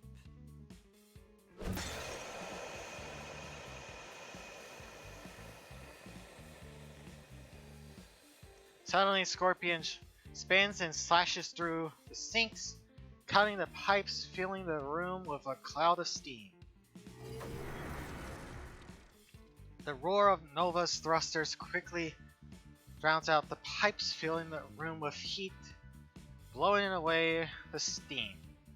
It's a clever move, but it's hard to appreciate it as I cough and splutter. 187 days.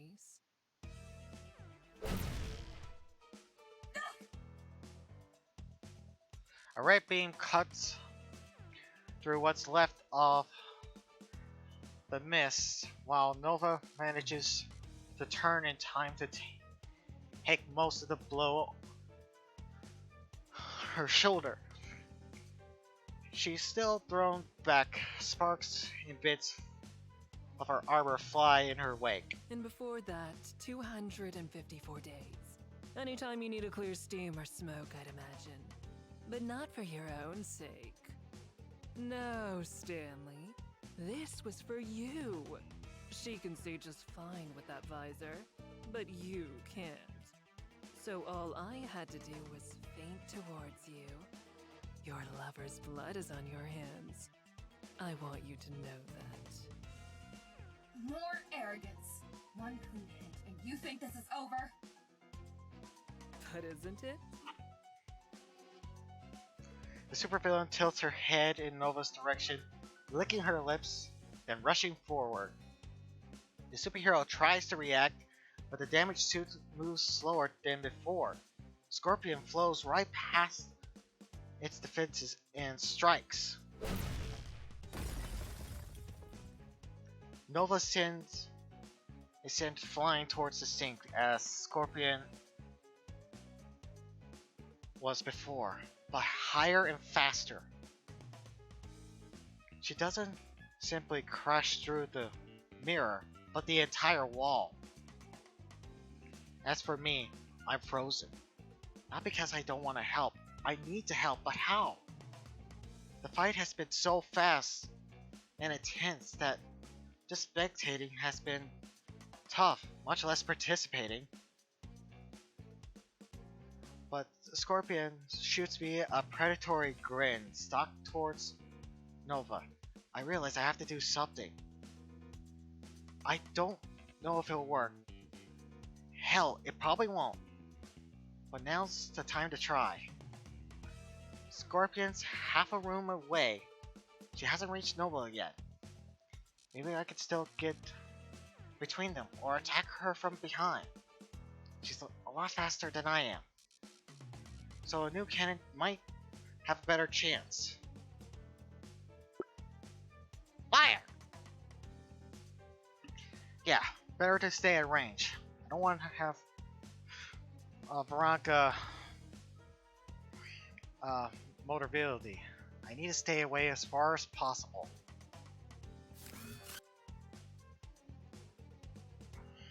Before Caldrus gets the best of me, I raise my left hand, steady it with my right, and open fire.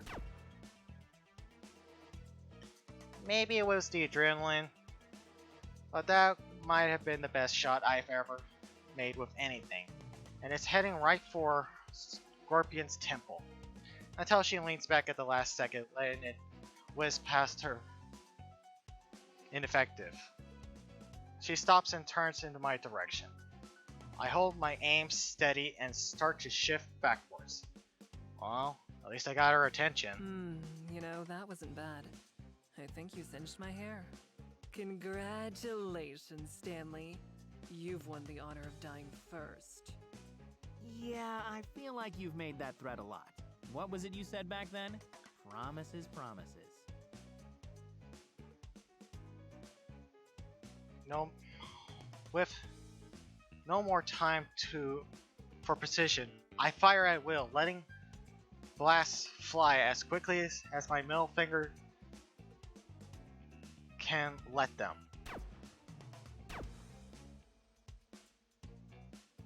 But I might as well be blindfolded. Scorpion bobs and weaves past each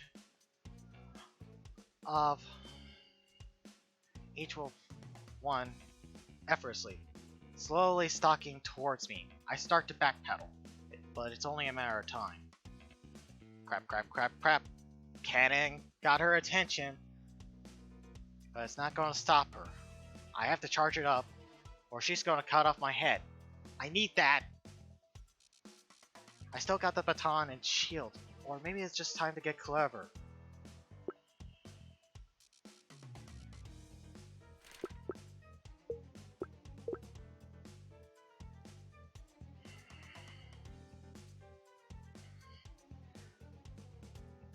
Dropkick! Alright, time to pull out all the stops. I lower myself into sprint stance and sprint to the side, even though there wasn't really much to, if anything, in my mouth. Well, guess it's time to go all out. With determination in my heart, I take 2 strides forward and leap into the air, completely horizontal, as I kick my legs towards Scorpion's face. It ultimately hit nothing but air. In fact, she kinda walks to the side. Not even quickly. I feel a lot more embarrassed. But I didn't immediately crash to the ground and get the wind knocked out of me. Oh, Stanley. You really should have just stuck to what you're best at.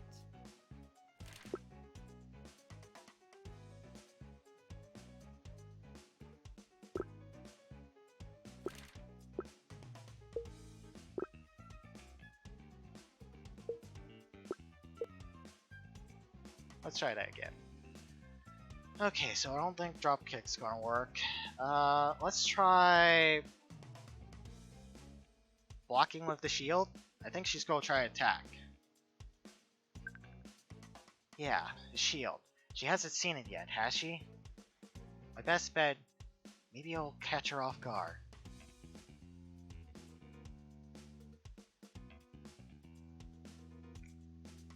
As Madam Scorpion draws closer, I stop firing and move my gauntlet into a defensive position. I need to wait till the last possible moment. Giving up already?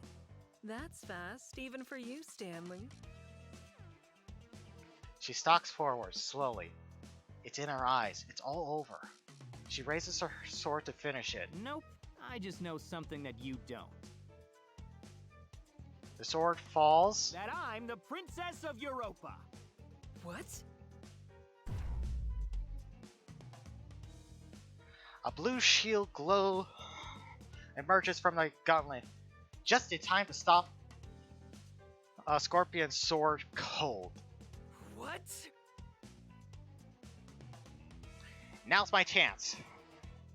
I won't get a better opening. Baton! With my free hand, I launch my baton from my belt and swing it towards Scorpion with all my strength. She catches it with her wrist in her hand with absolutely no effort. Before I can muster another follow-up, Scorpion tosses me aside, effortlessly tossing me through the air. I managed to twist just enough to land on my shoulder instead of my head or gut. But it still leaves me dazed. That's something I can't afford. I hurriedly try to scramble towards my feet. My, look at you. Such a shame that you're struggling so hard for something that's just not worth it. You've come such a long way in such a short amount of time. Imagine what you could do if you'd chosen the right side. I pull myself to my knees and raise my head. Scorpion stalking towards me once again, moving slower this time, step by step, savoring the moment before the kill. But I was holding out hope for the impossible. I gave you plenty of opportunities to reach out and seize your potential. I think I messed up again.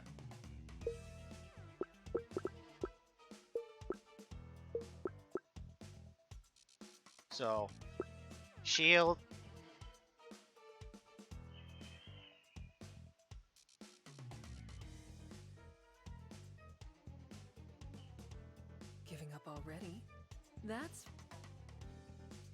Nope, I just know something that you don't. The sword falls. That I'm the Princess of Europa. What?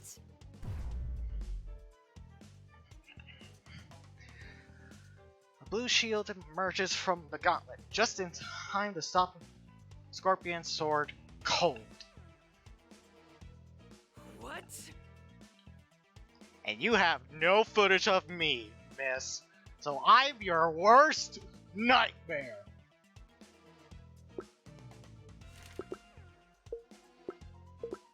Alright, so baton didn't work, so I could either push with the shield, I don't think I have the strength, or fire the cannon. Fire. Let's try fire. Dropping into a crouch, I sight underneath Madam Scorpion's blade, deactivated shield as I go to switch to cannon. As fast as I can, I aim, point blank at her chest and fire. Only for her to grab my wrist and redirect it to the ceiling. Damn it. So, I have to push. Ah, crap.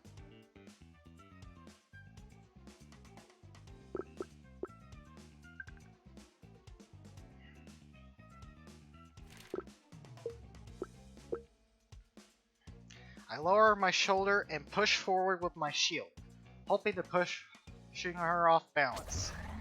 But she doesn't move an inch. Oh, so, regardless, I would lose. Okay.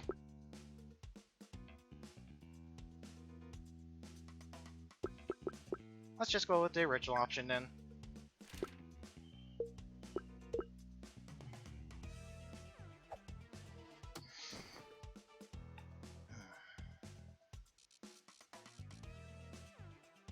I won't reread this.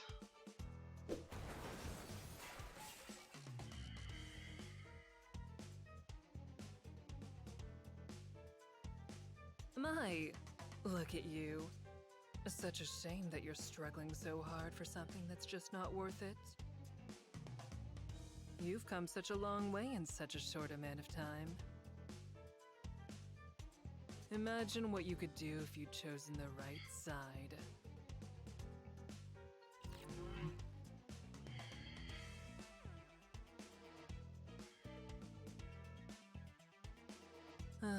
But I was holding out hope for the impossible. I gave you plenty of opportunities to reach out and seize your potential, but you never did you? I suppose that's all you were ever meant to amount to. Wasted potential. With each of her steps, her sword draws nearer, until at last its tip sits inches from my throat.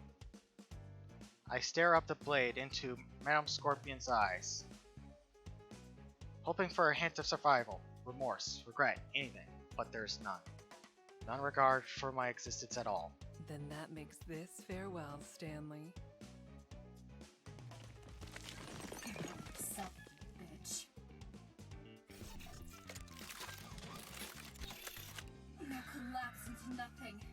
Shining mirage! And you called me sloppy. 382 days ago, you... Wait. That's not...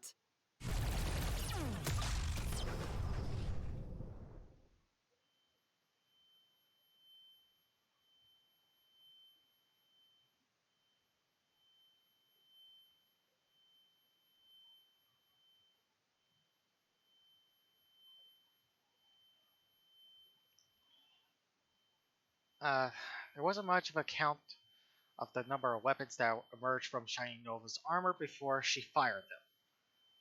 Much less tracking of the projectiles as they lit up the room. Blinding bursts of destructive energy.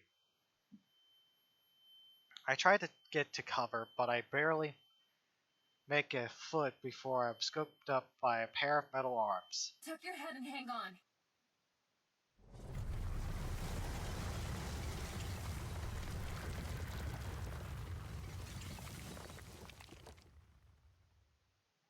When we get out When I get my bearings, we're back in the hallways, or what's left of it. The entire section behind us has collapsed. Luckily, Veronica's got us out in time along with a familiar but unconscious blonde henchman. As she sets me down, lets Dave prone form drop to the floor. Sparks fly from the gash of her suit's shoulder. Damn it. You alright? I pat myself down. Incredibly, I seem to be intact, not even bleeding. I glance to Dave. He's got a few scrapes, but his head is rising and falling peacefully. I can't believe she was able to snag us both. Yeah, I'm good. What about you? Think I'm okay. Kepler's just spazzing out a little. If I can disable the arm. There. That'll keep things from getting worse until I can make a field repair.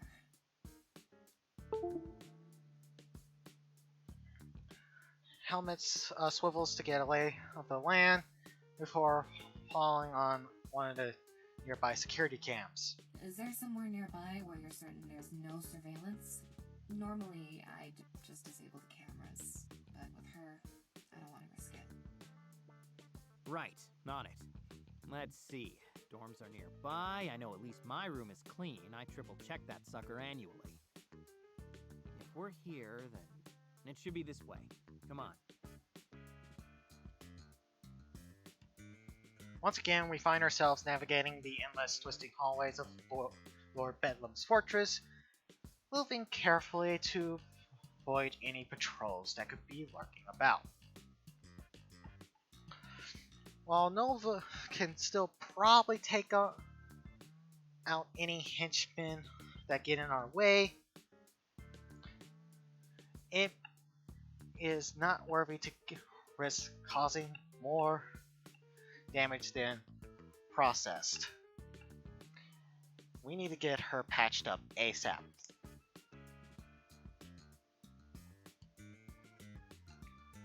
As we move, it occurs to me that would be the last time I wander these halls. The last time I used the old grease stains as landmarks while figuring out which direction I need to turn. Honestly, I won't miss it. Okay, we should be getting close. If we make a right up here, then... I start around the corner but freeze. There's a squad of henchmen ahead. Quickly, I backpedal until I'm out of sight, and I motion for Veronica to stop. Carts? Were you spotted? No, I don't think so. Cautiously, I poke my head around, back around the corner. I don't recognize any of the faces. Wait, no! No, wait! These guys came in the same day as Veronica. They're the Git henchmen from the Henchman app. Can we avoid them? Not easily. We'd waste 20 minutes looping around. But I might be able to get rid of them. These are new guys, so they may not know my face.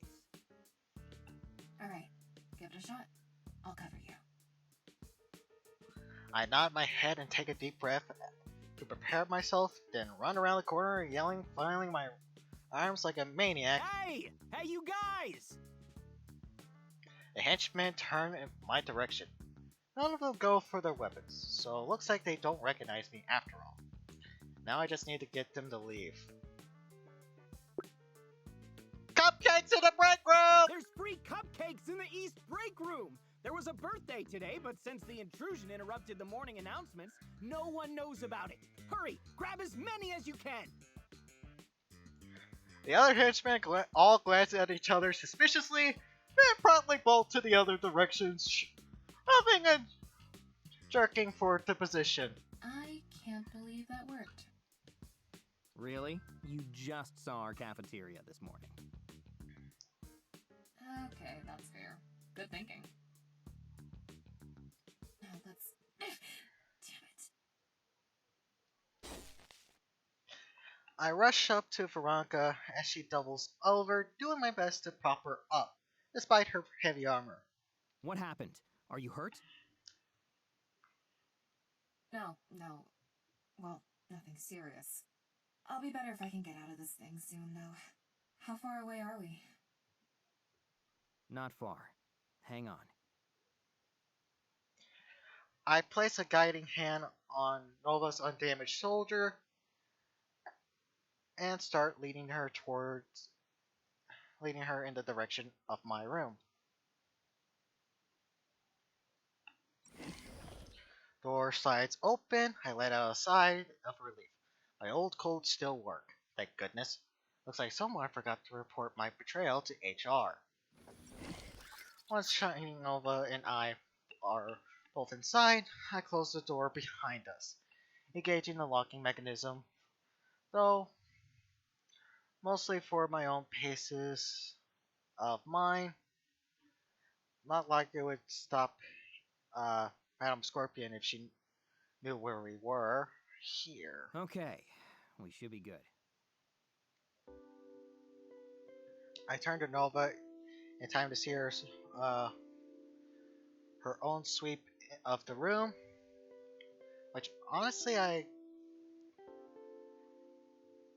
which I honestly expected, but no matter how thoroughly my cheeks were,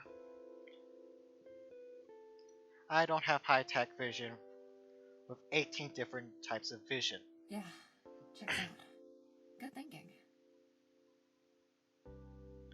With our privacy assured, she turns her attention to the damaged suit, prodding and mulling shoulder paddle with her working arm. Not as bad as I feared. Made it a little worse with that last move, but I can patch it up. That's good. I won't lie, I was a little worried you were going to take us all out with that stunt. What did you call it? The shining eat shit and die attack?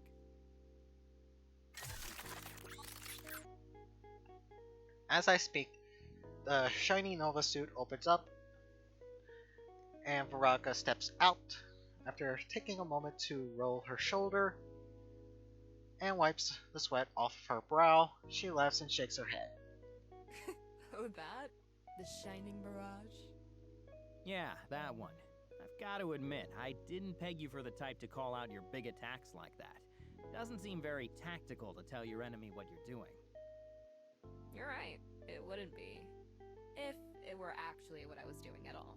See, sometimes when I know there's someone filming, I'll just make up a special move on the spot and never use it again. Then, when I'm up against a supervillain who does their homework, I'll call out the same name, but do something completely different. It's a perfect counter for someone like Scorpion. Shit, you really are underhanded for a superhero. But why didn't you bust it out earlier? Because it was only going to work once. She won't take the bait if I try it again. As she speaks, she opens up a compartment inside Nova's suit and pulls out a set of tools. After picking out the correct one, she looks for a spot to set the other instruments aside. Just put them on the TV stand? You mean the cardboard box? Yes, I'm glad you noticed the reclaimed cardboard. I like to use repurposed materials in my interior design while maintaining a minimalist, evil aesthetic. I call it boho villain chic. Oh, very stylish. I'm honored that I was finally able to get a look at it, even if the circumstances aren't ideal. Well, we already slept at your place. It's only fair that I show you mine.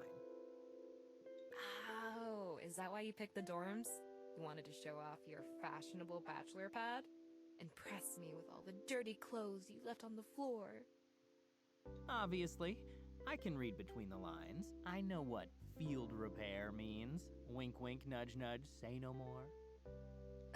Okay, ease off the throttle there, stud. Field repair just means field repair. Speaking of, can you hold this arm steady for me? I nod and grab the hold of Nova's suit's damaged arm, while Victoria starts on the repairs. For a time, she works with a quiet, content slowly mending the damage, but after a minute, I hope this is worth it. Huh? Where'd that come from? I don't know. It's just. This is cutting it close. Dynamo's hurt, you nearly got killed, and what she said, she's not entirely wrong. People like Scorpion are symptoms, not the root cause. Someone else will try what she's doing, or at least something like it. It's inevitable. They might even succeed.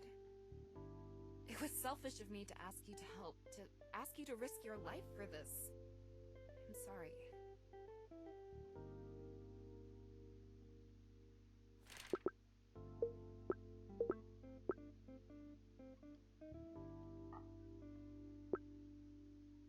I made my choice. I made my choice. If I wanted to walk away, I'd have walked away. But Scorpion needs to be stopped. You know it, I know it. Hell, everyone who's met her knows it. I know. It's just. I almost lost you already, and I can't promise it'll be the last time. Even if we make it out of this, it won't always be like last night. Honestly, quiet moments like that, they might be the exception. My work affects everything I do. Yeah, well, I made the choice to sign up for that, too. And I'm not walking away from that one either. Okay, if you say so. She smiles softly, leans in, our lips join to the jolt of a familiar spark. When her eyes open next, there's a new, invigorating energy to them. I feel it too. I feel like I'm recharged. Thanks. Anytime. Reassuring, Veronica turns to her repairs, occasionally asking me to hold something, but otherwise working in digital silence. A few minutes later, she finally stows away the last of her tools and sighs in relief. There, I think that'll do it. Stand back. Yeah, I'm just gonna say that Looks this one's good. going. Energy levels nominal. I want to go as far as saying all systems are green, but it'll hold. Would you, baby? Alright, let's finish this. Lead the way. Alright. We're making good time as we enter the research wing. The repairs to Veraga's suit are holding up. And I benefit from the banter, though I still wouldn't say we're 100%. We're at 100%. There is definitely a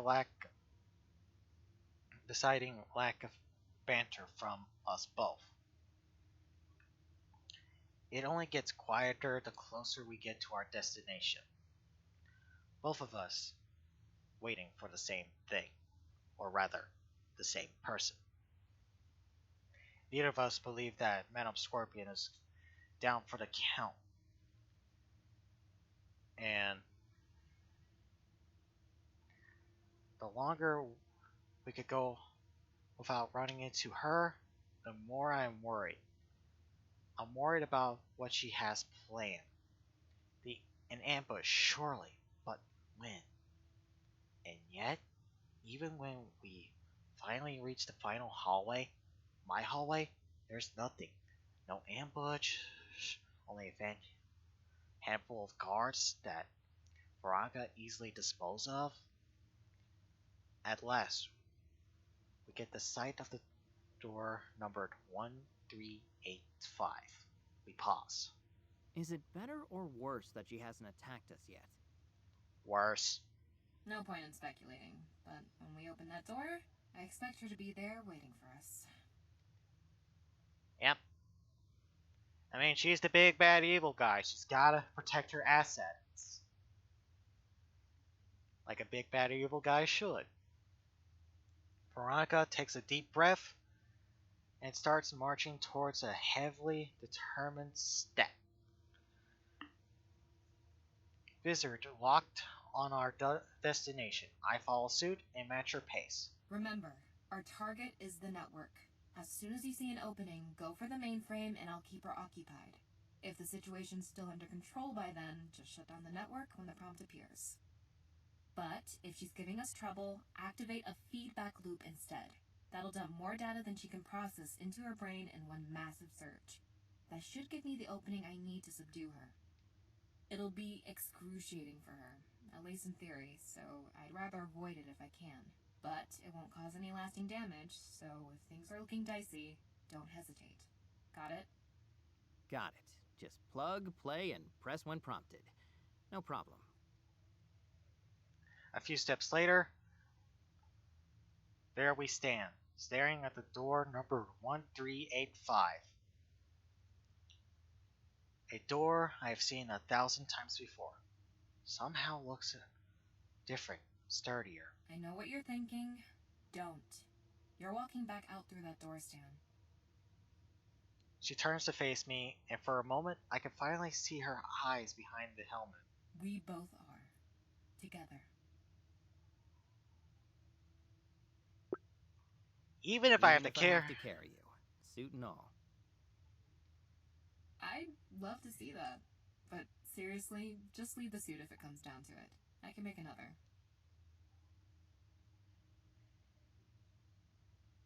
And miss showing off? No way. Together, we take our last moments of silence. And together, we open the door. In we go. The final room. The final boss. The room is just as we left it 2 days ago, if a little more lively. The supercomputer fills the room with a low hum, and the coolant tanks are bubbling with activity. Most importantly, a lone woman sits on the steps in front of us, cross-legged as she examines her nails. There you are. First, you make a mess of my 7th favorite fortress, and then you keep me waiting. You'll understand if I take offense. Madam Scorpion raises from her seat, brushing her hair aside, not even one strand out of place. I clench my teeth. If she's got out of this without a scratch, what's it going to take to stop her? Offense intended, with enthusiasm. Unsurprising. For a time, I wasn't sure what you and that brutish brat had in common, but now I see it. You are both wholly lacking in manners. And neither of you knows when you are beaten. Haven't you learned your lesson about premature celebrations yet? Yeah, haven't you? You should have, because it'll be on the exam. The justice exam.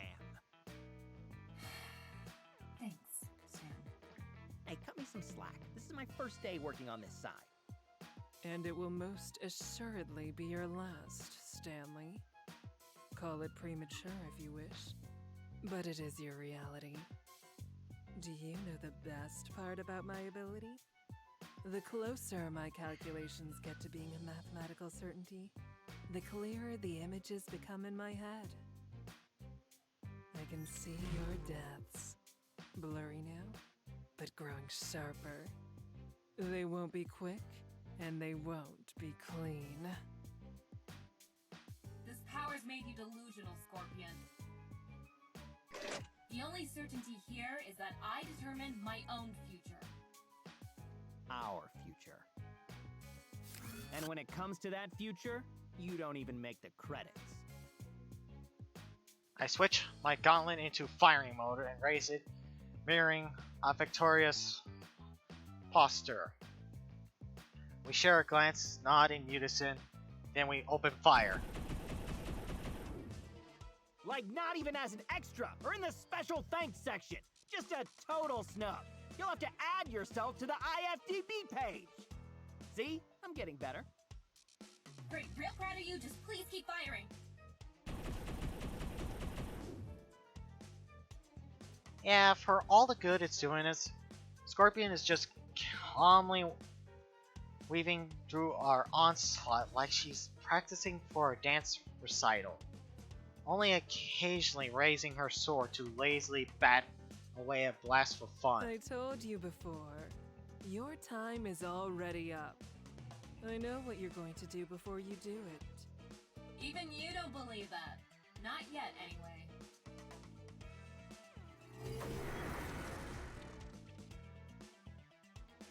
Noma stops firing, jets forward, abruptly ending Scorpion's waltz, racing to meet her. But the clash never occurs. Instead, Veronica pulls up at the last second, shooting straight up into the air. There's more room for me to maneuver in here. You might know how I move on the ground, but not in the sky. Give it time, little turtle. Give it time. No, I'm good, thanks. With that, we resume fire, this time from two different angles. Suddenly, Scorpion's movements are no longer listless, as she bobs and weaves about the room with much more urgency, but no less grace. We haven't done any real damage yet, but she clearly is on the defensive. Is this my chance to reach the supercomputer? Go for it. There's no time to wait around. Scorpion's getting dangerous by the second. I have to go. I stop firing and race towards the supercomputer. And Madam Scorpion immediately takes notice. Oh, Stanley. This impulsive streak will be the death of you. I turn over my shoulder as soon as those words catch my ear, yet and even then she's closing in quick.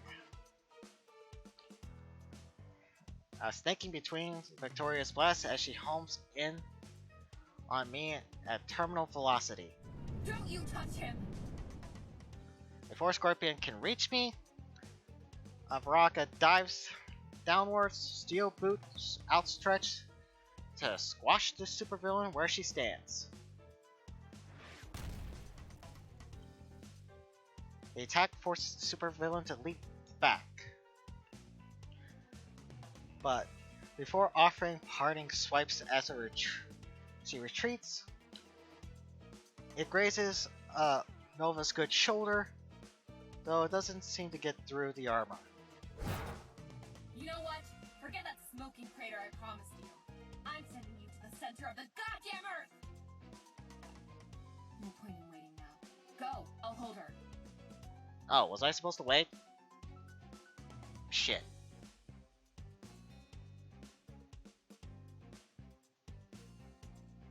I didn't say it, right?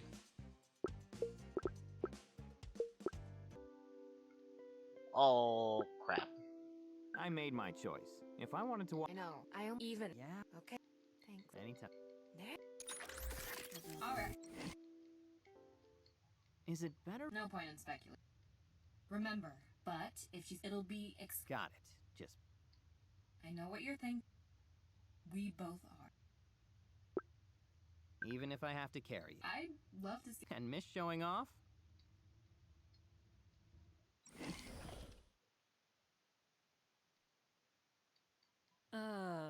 First, offense. unsurprised, and neither of. Haven't you learned your lesson? Yeah, hey, cut me some slack. And it will most do you know the best. I can see your depths. This power's made you the only certainty here. Our future.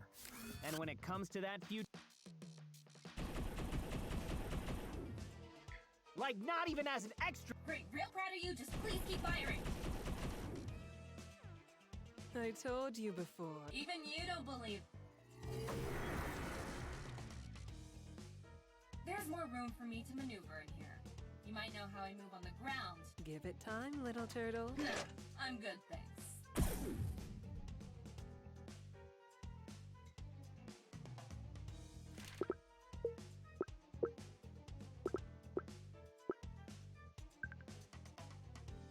No, it's too soon.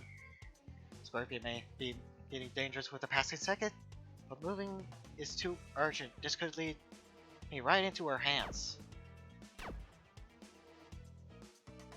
So instead, I keep firing, glancing up at Nova. She must be planning something, but what? Surely this isn't to keep firing until we hit her. And then I see it.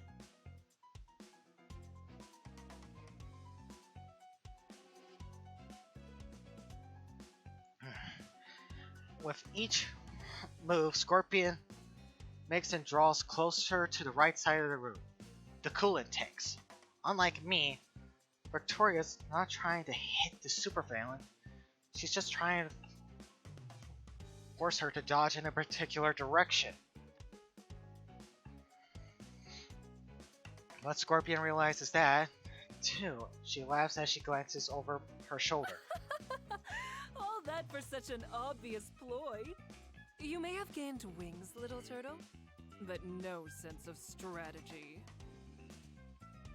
And like that, Scorpion changes direction, almost mirroring Nova's moves from the locker, but on a grander scale. With terrifying speed, she charges forward, deflecting attacks as she goes. As she draws near the superhero, sword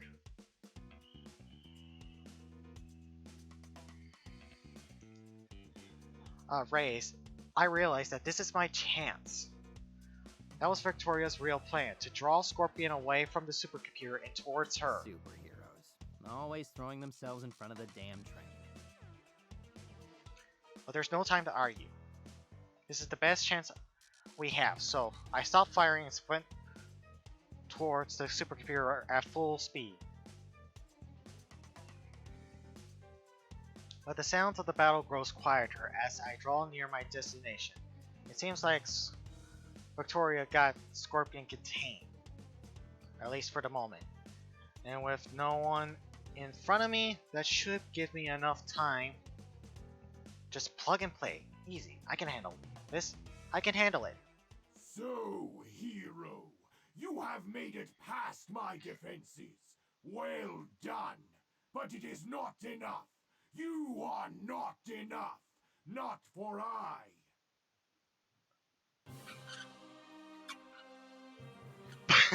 Okay. First, establish the joke. Not for I.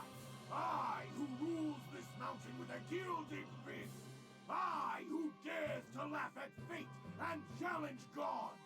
I who can avoid IP and user bans with absolute impunity. I who... Wait, hold on. Let me just... Confound it. What are you doing here, Steve? Where's the other one? You know, glowing mecha explosion person or whatever she's called. I jerk my thumb over my shoulder, point towards a much more intense action happening on the other side of the room. Over there. And the name's Stan. Come on. I even have a name tag now. I tap the name tag that Veronica gave me with my finger, and Lord Bedlam peers forward to get a better look at it. Ah, so you do. S-T-A-N. Stan. Yes, I knew that. I just... Suddenly, the aforementioned action happens over my shoulder, catches his eye. Wow, look at them go. Is she really going to... I think she just did. It's getting pretty intense over there. Yes, but here we are instead. And that's how it's always going to be for you and I, isn't it, Sam? How do you mean, sir? Oh, just the story of my life. Always the vice president of brand management, never the president. Always the lone supervillain without a society, without a nemesis, even after so long. Alas, alack! I struggled and I bled. I raided grocery stores and organic juice stands. I posted mean things about superheroes on social media. And what do I have to show for it? What, I ask you? Here I stand, second fiddle in my own fortress. No, not even a fiddle. Something worse, like a lute or a ukulele. What am I to make of this, Trevor? What am I to do? you could, let me go? Let you go? Yeah, just let me, scooch on by you there. I'll just plug this thingy into that computer real quick and get out of your way. You won't even notice me. Ah, I see what you're doing. The reverse psychology tactic, eh? Just plucked that lesson from the old Lord Bedlam learning tree, did you? Well, you're right. The spotlight may not be on us, but we should still make the best of it. Our time will come one day, Sean. Our time will come. Well, not yours, of course, but figuratively speaking. Nope, no reverse psychology. I was really just trying to get by. And I just told you my name is Stan. You read the name tag and everything. Ah, of course! Stan! I thought it was you. I just misread your tag, that's all. You should really work on that handwriting. But very well then, Stan. Let's take it from the top, shall we? Ah, at long last, you have arrived, my greatest nemesis, Stan! And now it is down to you, and it is down to I, just as it always has been, just as it always will be, until today, because today you shall finally taste defeat, and then it will just be down to I, not you at all! Now come forth, you traitorous scum! You cowardly turncoat! You jumping Judas! Come forth and face your destiny! Come forth and experience chaos! Embrace pandemonium! Behold true, unadulterated bedlam! Ugh, fine. Excellent! Then let us begin, for the first time and the last.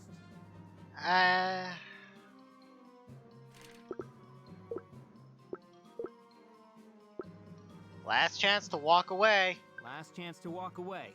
We don't have to come to blows. Oh, but I think it does, hero. It must come to blows, fisticuffs, and even pugilism. Yes, especially pugilism. I'll try to get it to where it's at the next first, issue. Feast your eyes on my deadly bedlam bolts. With a completely unnecessary flourish of his cape, Bedlam presses a small taser to his hips and points it at me and fires it, but the wires fall a yard short, where they spark pitifully. Well, take that as a warning, foolish hero. A shot across the bow, a boop on the nose. It would be a waste to astound you with my full power right away. You see, for years I trained to control my strength. Alright, I can see this never going to end if I let him monologue like this. Time to go on the offense. Maybe I should try Novak's tactic from when we escape.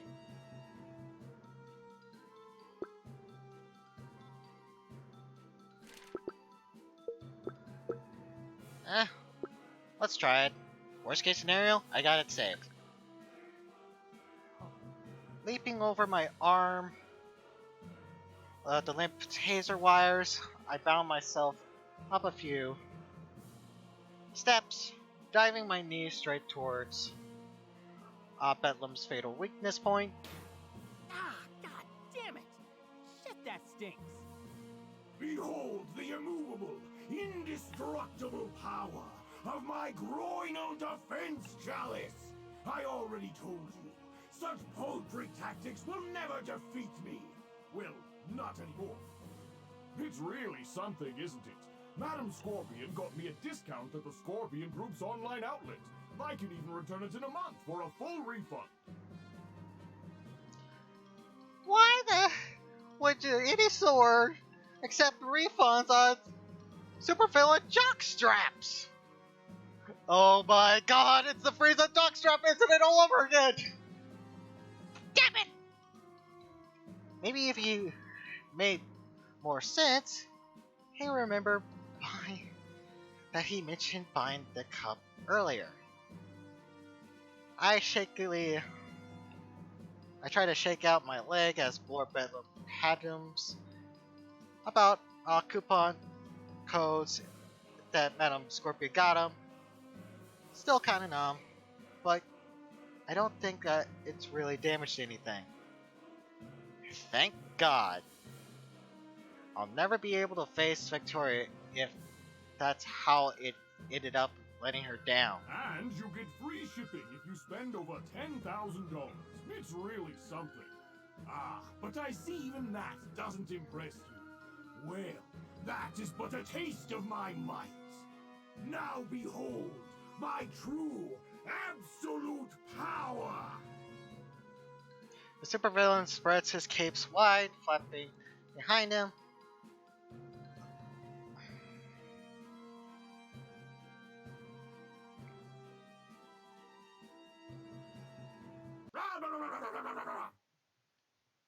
Nope, he's just planning to throw himself at me. And because it's the last thing I expected, it sorta works. Yeah, get off of me, you nutcase!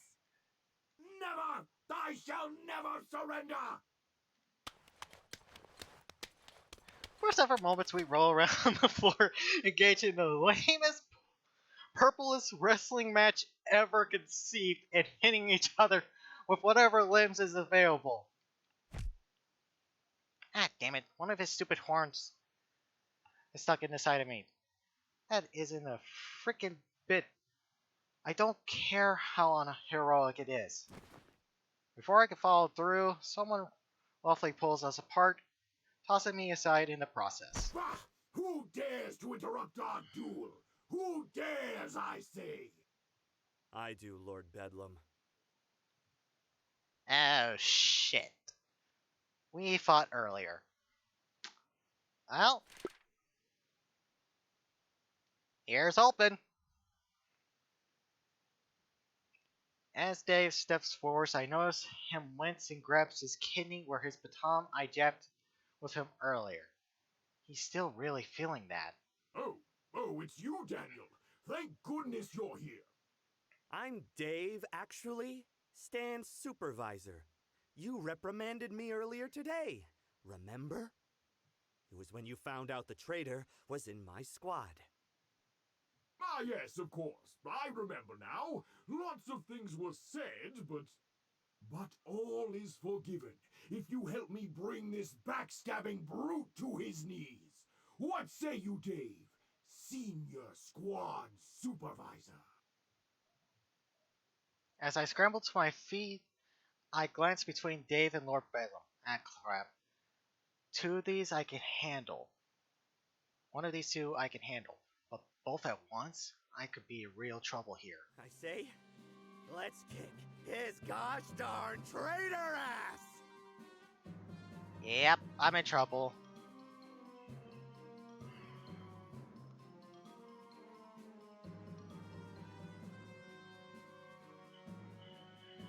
Dave advances from the right, Bedlam from the left.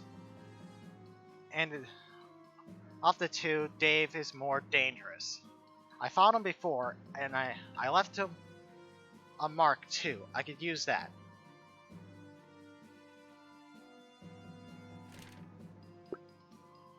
Attack Dave! Then Lord Bedlam. I start to turn towards Dave. I need to take care of his raw strength. And this could get out of hand quickly. But how do I take him out? Think, how did I beat him before? Kidney shot. That's right, kidney.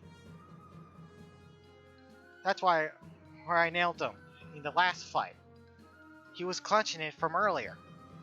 One good shot, and he goes down like a bag of hammers. In my mind, made up.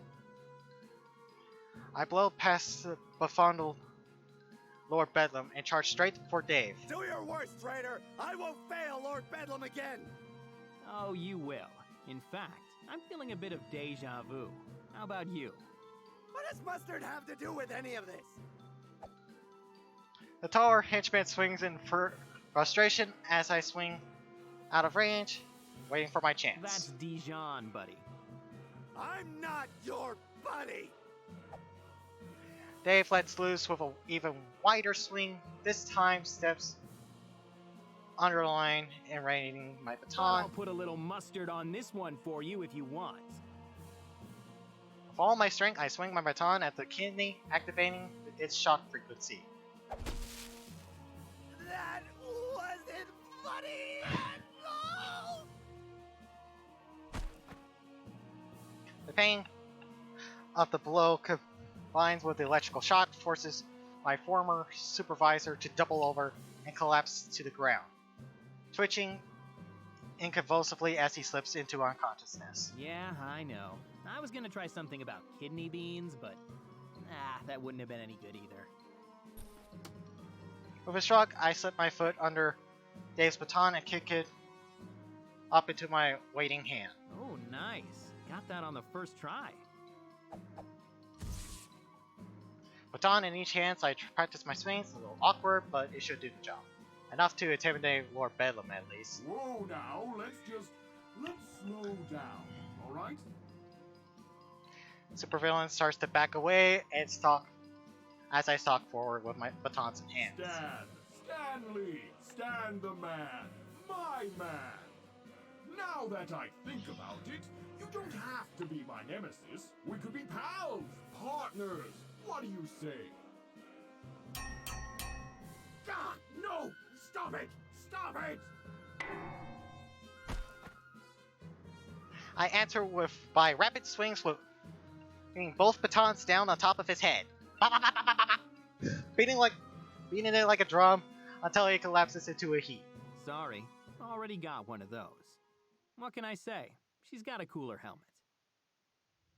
Leaving my foes unconscious forms, their ash of henchman's career behind me, I race towards the Metal Scorpion's supercomputer. Time to end this. I near the supercomputer, fumble around my belt for the data drive that Victoria gave me. Come on, which belt was it in? Ah, there! Briefly, I bob as the drive as another explosion rocks the room. I quickly regain control, feeling too close, imagining that if I failed into a vent or sudden. Nervously, I glance over my shoulder to the site that does little to ease my worries. Veronica picking herself up from a small crater of shattered concrete, her armor sparking as she moves. Looks like those field repairs gave out. Damn it! I took too long to get past Bedlam. I need to hurry. I told you. It was just a matter of time. Patterns always form. It's human nature. And now that they have, I can see your future. I can hear your last scream. I can... Madam Scorpion whirls around towards the supercomputer, her eyes laid on me. Stood shocked, with my hand still on the blue and white drive that I just inserted towards the machine. Meanwhile, the drive goes to work, just like Veronica said it would, uploading the first up to the supercomputer first, then the entire network when it finishes. Scorpion's powers will be crippled. Oh, don't let me interrupt. That sounded like a good speech. Go on. You were at the third I can. The third one's usually the punchline for these things. Stanley, how did you... Did that incompetent windbag actually let you past him? How could that imbecile screw up such a simple, solitary task? I don't know. Maybe you should talk it over with him. Just conduct a quick,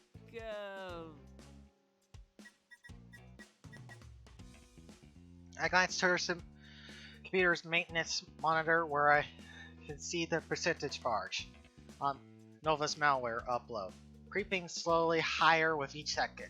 30, maybe 40-second performance review. A minute tops?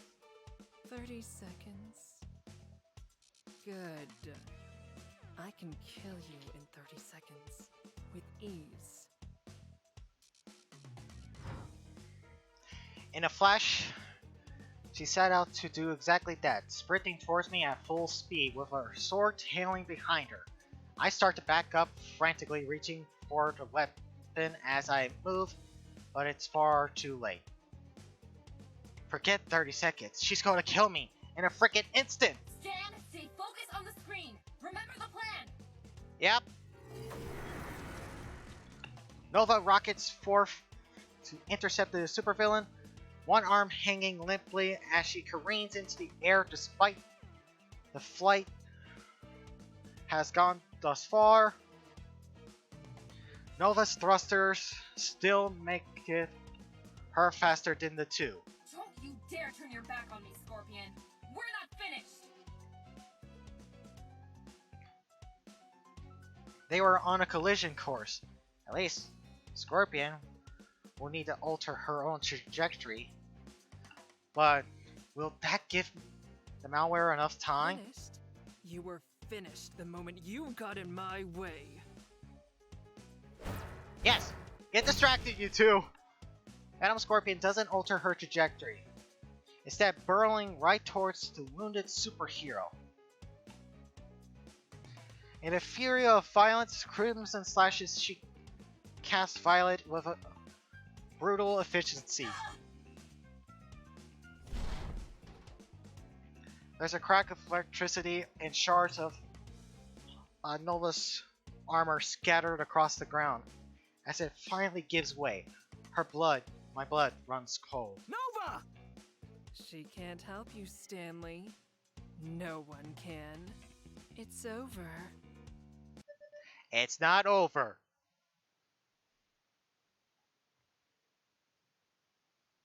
Hey, you were right. It is over. One button says network shutdown. Initiate feedback loop.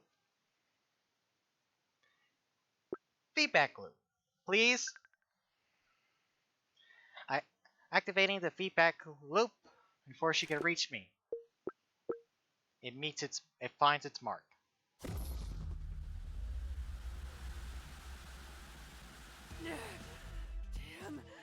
Damn you! Scorpion suddenly stops in place, like her body is frozen. Her limbs and muscle twitches in protest, struggling to break free. No. I won't let this stop me! Damn it! I won't! Despite her body's apparent screams of protest, she takes a single action to lunging a step forward out of an instant. I immediately raise her 2 steps backwards. Oh crap. I thought this was supposed to put her down for the count. What to do? If it didn't work, I barely survived the first time. Now she's pissed. No, worse, she's laughing. Either she has lost it or the anger swells along the way into a devious glee, which seems infinitely worse. Do you know what this feels like? It's like you just jammed 1,000 needles into my brain, and now they've started drilling. But pain? I can handle pain. I can live and breathe it! This is nothing! Nothing! Another step forward, 2 more back steps for me. Then suddenly, throwing her sword towards me, but at the computer. Her blade swings wide through the air in a crimson blur and finds its mark. Clear right through the machine with ease.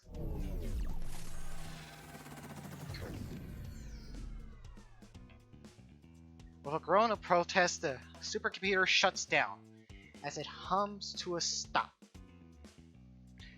and its touchscreens flickers and dies. Scorpion lets out a sigh of relief. Did you think I wouldn't be willing to sacrifice this? I can build another, and another, as many as necessary. But you can't access your network now, and your sword. And? What does it matter? Do you honestly think I need my powers or a weapon to kill you, Stanley? Perhaps your friend, but no, not even her. She's far too soft. If she'd increased the intensity on that feedback loop of hers, I may not be standing right now. But she couldn't risk causing any permanent damage. She can't play the game to win. She lacks the stomach for it. That's why I'm still standing. And your new lover is just a corpse in a pile of scrap metal. You just never learn. You're still too damn arrogant! From out of nowhere, Veronica soars into view. Engines roars as she crashes into Madame Scorpion. I'm the furthest thing from dead! I think I broke a villain.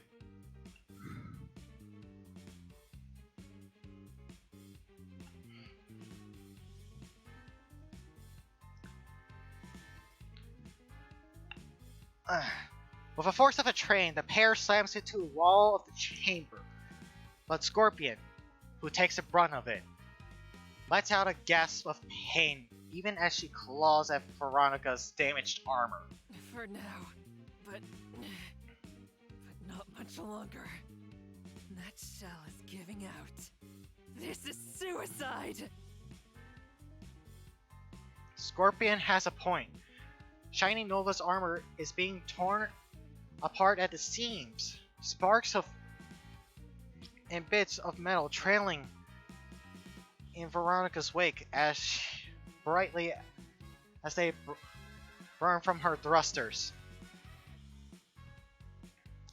The damage it took from Madame Scorpion's combined with the strain she's putting it on right now. It won't last long. This could take Veronica with it. Yet still Veronica doesn't let up. People like you never understand! You're willing to sacrifice anything and anyone to win! Everything except yourself! Because that's the only cause you care about!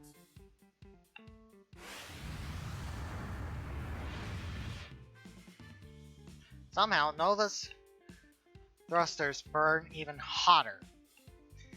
She pushes onwards, pressing Madame Scorpion into the stone wall of the chamber, using her body to bulldoze a road into its hard, stony walls.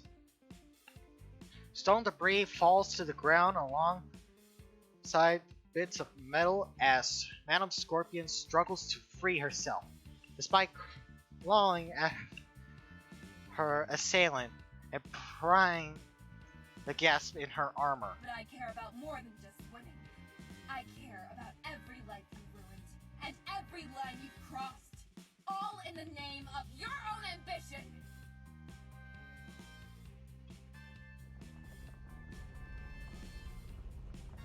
And yeah, I care about my weird henchman boyfriend!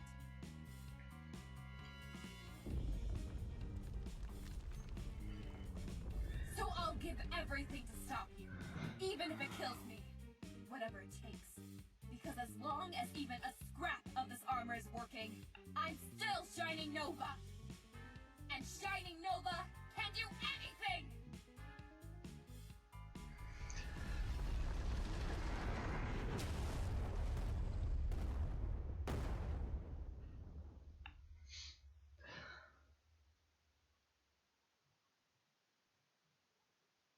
With a deadly ferocity, both the superhero and villain slam into the dormant supercomputer, ensuring exploding sends me flying backwards. Coughing and waving away the smoke, I peel myself off of the ground to find my feet. I couldn't fully make it out what happened. I don't see either of them. No, don't tell me. Nova! Nova! I stumble forth, nearly tripping over a piece of debris. I can still make. I still can't make anything out. No, wait, over there! Nova! Sup?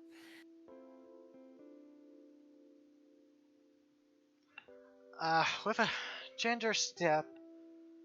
gingerly stepping, Veronica emerges from the wreckage of the supercomputer. What's left of her mangled armor falls off of her as she goes. Sparks of her uh, dis- eh, discriminated machine of her own shredded armor dance around her. In this moment, they look as beautiful as the stars we flew beneath last night. Hey, you okay? Yeah, I was just having a moment, I think. You're incredible, you know that? Asking if I'm okay after what you just pulled? I mean, you dive bomb into a supercomputer and you ask if I'm okay. Really? Yeah, really?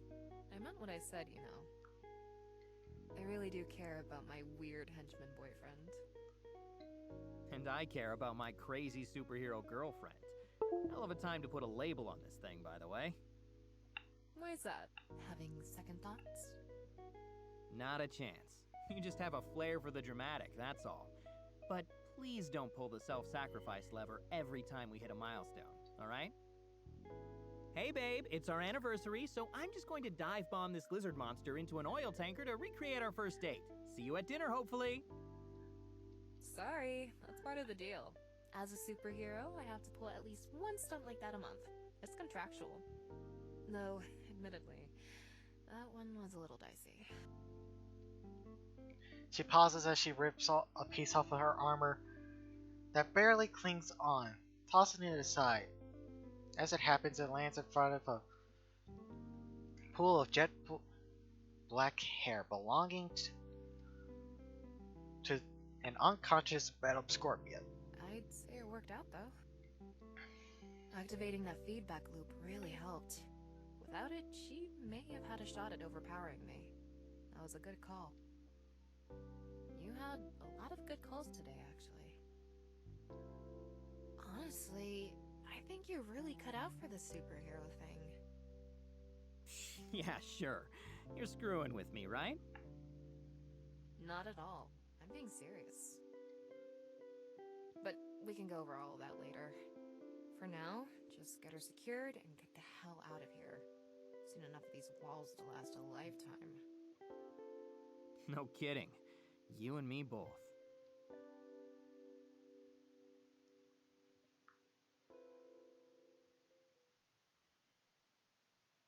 You and me both.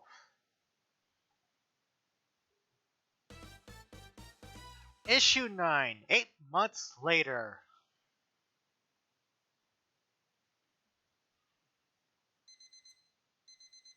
No? Oh, why did I set this alarm so early? Because today's your big day and you can't be late. Still groggy, I turn towards the bedroom door where Veronica is standing expectantly. Oh, right. Well, in that case, I withdraw my name from consideration or whatever. It's sleeping time still. Nuh-uh, no way. Not after how you worked so hard to get here. Plus, you'd make me look bad. Do you know how many recommendations I've even given? 3 total since the founding. You'll tank my batting average. Fine. But only if we stop for breakfast. Much as I love seeing your face in 2 places at once, I can't eat another bowl of that cereal today. Way ahead of you. There's bagels in the kitchen. Now come on. Veronica walks over, gives me a butt firm's Mac, but after 8 months of training, I don't even flinch. I just pull myself out of bed and shoot her a sly grin. Wow, Victoria Vasquez out and about picking up takeout. Did you use a drone this time or just an alias? Ooh, which name did you use? Tatiana? Remember, if you use that one, you have to do the accent. I absolutely did not agree to those terms. But if you have to know, it was Camille this time. Ooh la la, Camille, you say? I hope you wore your big sunglasses and foofy coat. So maybe we should be eating croissant. You're the worst. I should never tell you when I do that. As she laughs, Victoria leans in and we share a brief but affectionate kiss. And yet, whenever you call me the worst, that's how you follow up. Sending me some real mixed messages here. Hey, sometimes the worst attracts. Just get up, doofus. Come on, we really can't be late, and I know how you are about your routine. I click on my tongue in disposal, even as I move to comply. The term, ma'am, is ritual. It centers my spirit. And freshens your breath, thank God. I snort and shake my head as I tug towards the bathroom, as I grab a handle and shoot one more glance at Victoria, who is watching me with an impish grin. See you on the roof in 20, rookie.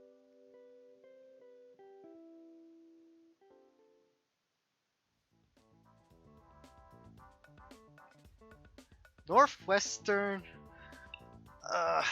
Association headquarters. Not as big or glamorous as the regional's HQ on the East Coast, or in some of the bigger states, at least according to Victoria, but I'm still impressed by it. It's actually Commander Cabot? So we were in... Okay, so we were in the Northwest region. Okay.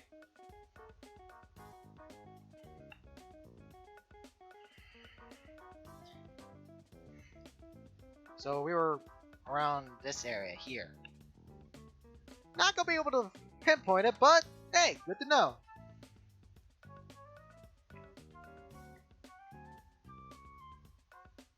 Maybe I'm still in the honeymoon phase, but it beats Lord Bedlam's bunker hands down in quality. It's not as crowded either. Even today, there's just maybe a couple of dozen bodies in the whole place that have included. That's normally supposedly not like it was expected. Trickier tape parade or anything. Though I do recognize some faces. Hey Nightingale, back from Vancouver already? You crossed that photo op with the Mounties off your bucket list? Morning, Stan. Congratulations, I'm so excited for you. And yeah, I did eventually. Though it took a little time since someone's powers fried every cell phone in the area. Look, you knew what you were signing up for when you gave me the green light, chicken wings. And at least they dropped that threat to revoke our hero visas. I swear, if you don't stop calling me chicken wings, I'm gonna put you in a chicken wing. Just because I forgot to manifest my left wing that one time. She's not kidding, Fluke. Her submission game's really coming along. Oh, and congrats, Stan. You earned it. Yeah, congrats, kid. Wait, is my hero name literally Stan? So they're calling me by my name without even knowing my name! Thanks, guys. Guess I'll be seeing you out there. I offer the trio a wave and move on. Looks like most of the members were able to make it. But I don't see... Hey there, Sunshine. Looking good. I'm feeling the fit. When Nova told me you were gonna keep some purple in there, I was a little worried. But it actually works. If I didn't know any better, I might think there's a real badass under all that steel. Thanks. I just wanted to keep a bit of the old me in there, you know? Remember where I started and all that. But any illusion of me being a badass is all Nova. She really pulled off a miracle there. The wonders of modern technology, right? You can say that again. Damn, I kinda want an upgrade now. Oh, there she is. Hey, Nova. When are you gonna hook me up with one of these suits? I'm totally sold on them now. No way. You'd break it in a day. Besides, you'd hate it. None of my designs are sleeveless. Ah, shit. My only weakness. Really? You can't make, like, a mecha tank top or anything? So lame. But you installed that remote-controlled butt window, right? Oh, you know I did. As Dynamo and Baraka, Sarah laugh and fist bump, I frantically pack my rear searching for a scene. She wouldn't actually, would she? Seriously, don't you get enough of that when we're home? No, it's never enough. But no, not seriously. As far as you know. As we talk, the crowd starts shifting into position in anticipation. Looks like the ceremony is about to start. Well, I better get up there so I can smile and shake hands with all the other rookies. You sure you don't want me to bring a trash can for our photo op? You know, for old time's sake. Certain. I'll take a handshake and a smile like everyone else. Thanks. Ah, you're no fun. Shaking her head in disappointment, Dynamo saunters over to the small stage that's been set up in the common area. Two other rookies are already waiting there, fidgeting nervously. Well, guess I shouldn't keep them waiting. Guess not. But first, I just wanted to say I'm really proud of you, Stan. I mean it. And not just because you're my weird henchman boyfriend. Thanks. But you can't use that anymore, remember? I'm your weird superhero boyfriend now. Yeah, you are, aren't you? End of an era. But only if you get that butt over to the stage, rookie. I shrug and start walking backwards towards Dynamo and the others. I'm gonna get paid back with interest for all the times I said that, huh? You'd better believe it. And yet, even as it happens, I can't. Becoming a superhero, and more than that, being with Faranga some days, I just really can't believe it.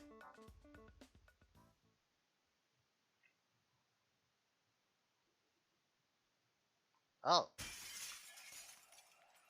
Hello. There's Yes! Kneel before the might and glory of the all-powerful and all-inclusive Lord Bedlam! Special. Trade in 36? Or is that 30? I'm gonna say 36.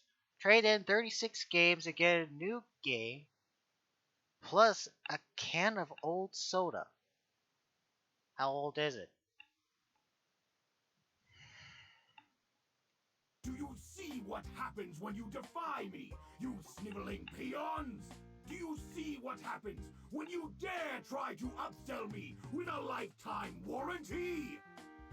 Oh, you're still around.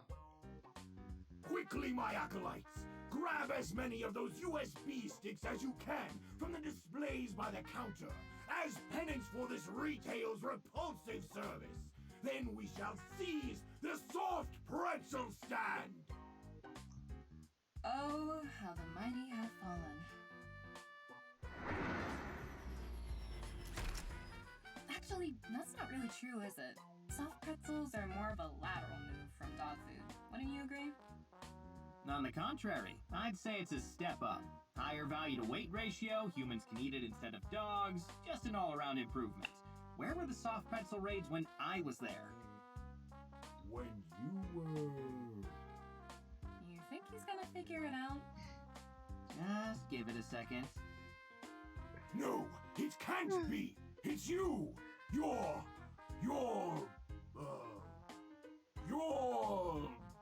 Hold on. Well, you called me a lot of things, but I think most were just synonyms for traitor, remember? There really were a lot of them, weren't there? Which was your favorite? I'm partial to filthy treasonous. Oh, jumping Judas, no question. You missed that one, though. Stan? It's really you! This is... excellent! At long last, after so many years of searching, I finally have a true nemesis! Well then, Stan! Come forth! Come forth and stop me if you dare! But know this, I, the stupendous and superlative Lord Bedlam, shall not go quietly into the villainous night. No, I, Lord Bedlam, shall... Yeah, I've heard this one before. You ready? Thought you'd never ask.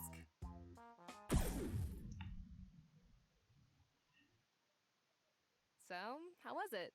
Your first day as an officially licensed superhero?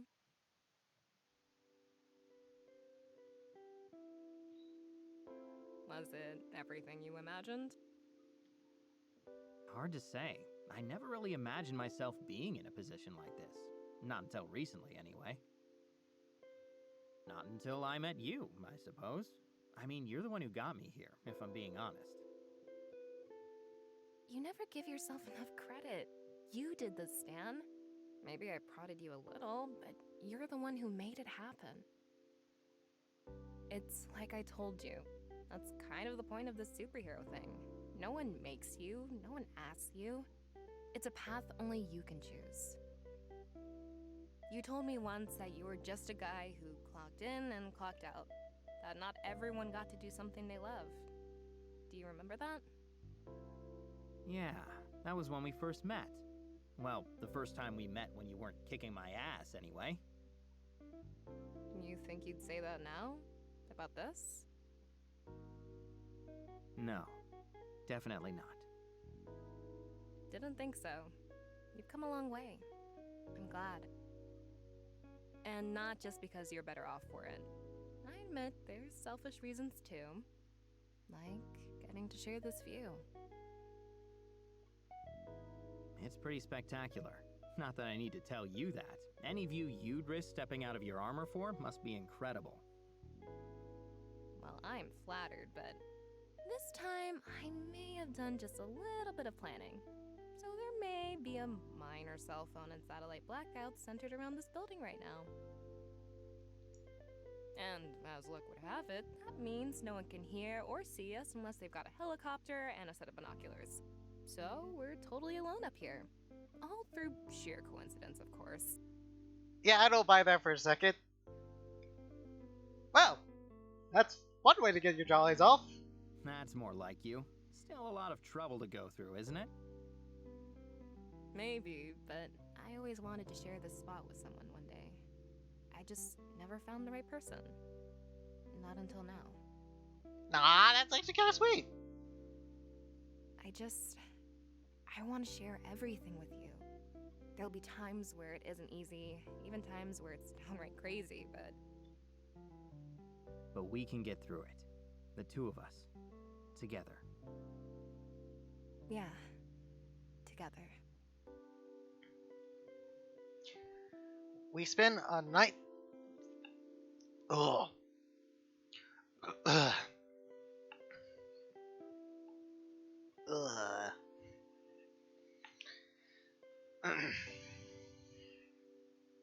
We spend the night on that rooftop until the whiskey is long gone, and the last of our adrenaline fades, wrapped up in each other's arms.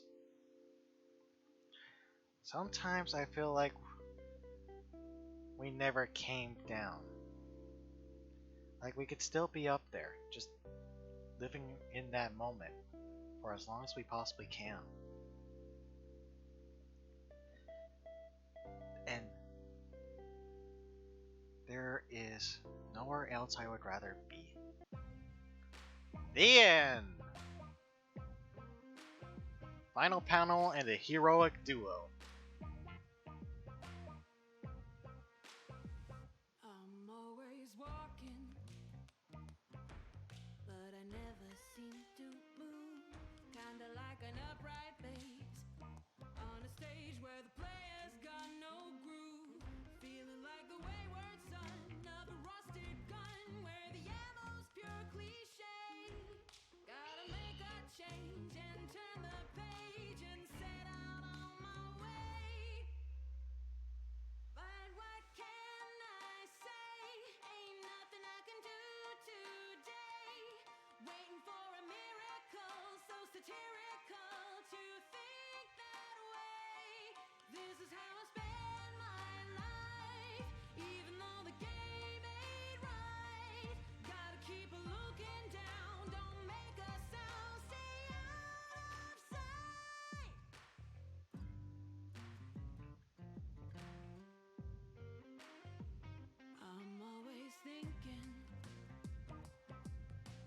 nothing in my head.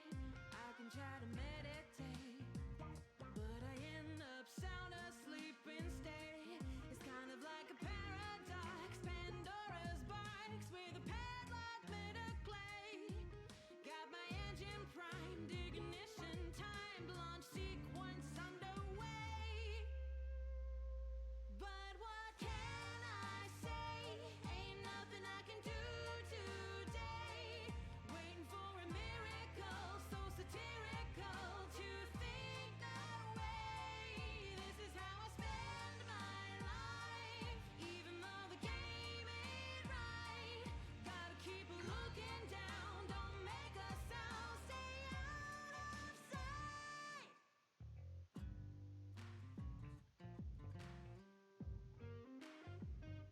It's easy stalling. I gotta say, I do love the music in this game. You can run at hyperspeed for a while, but eventually you'll crash. Now I know the game I'm in, and the way to win, and the strategy to play. It's an unfair sport with a deadly card that's painted shades of gray. But what can I say? Ain't nothing I can do today. Waiting for a miracle, so satirical to think that way. This is how I spend my life, even though the game ain't right. Gotta keep looking down, don't make a sound, stay out of sight. What can I say? Ain't nothing I can do today. Waiting for a miracle. Wait, Obsidian Entertainment sponsored this? Really?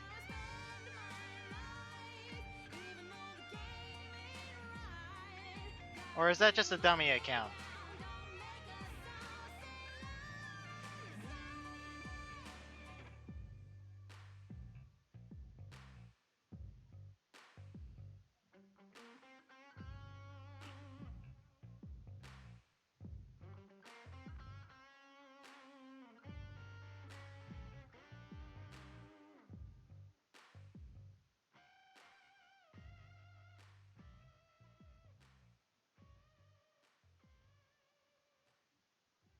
But yeah, that's the more or less the end of the game.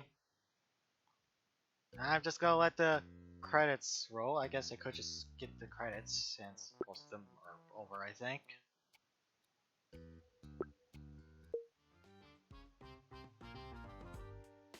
Alright, and that's all for now. So until then, I'll see you mates next time.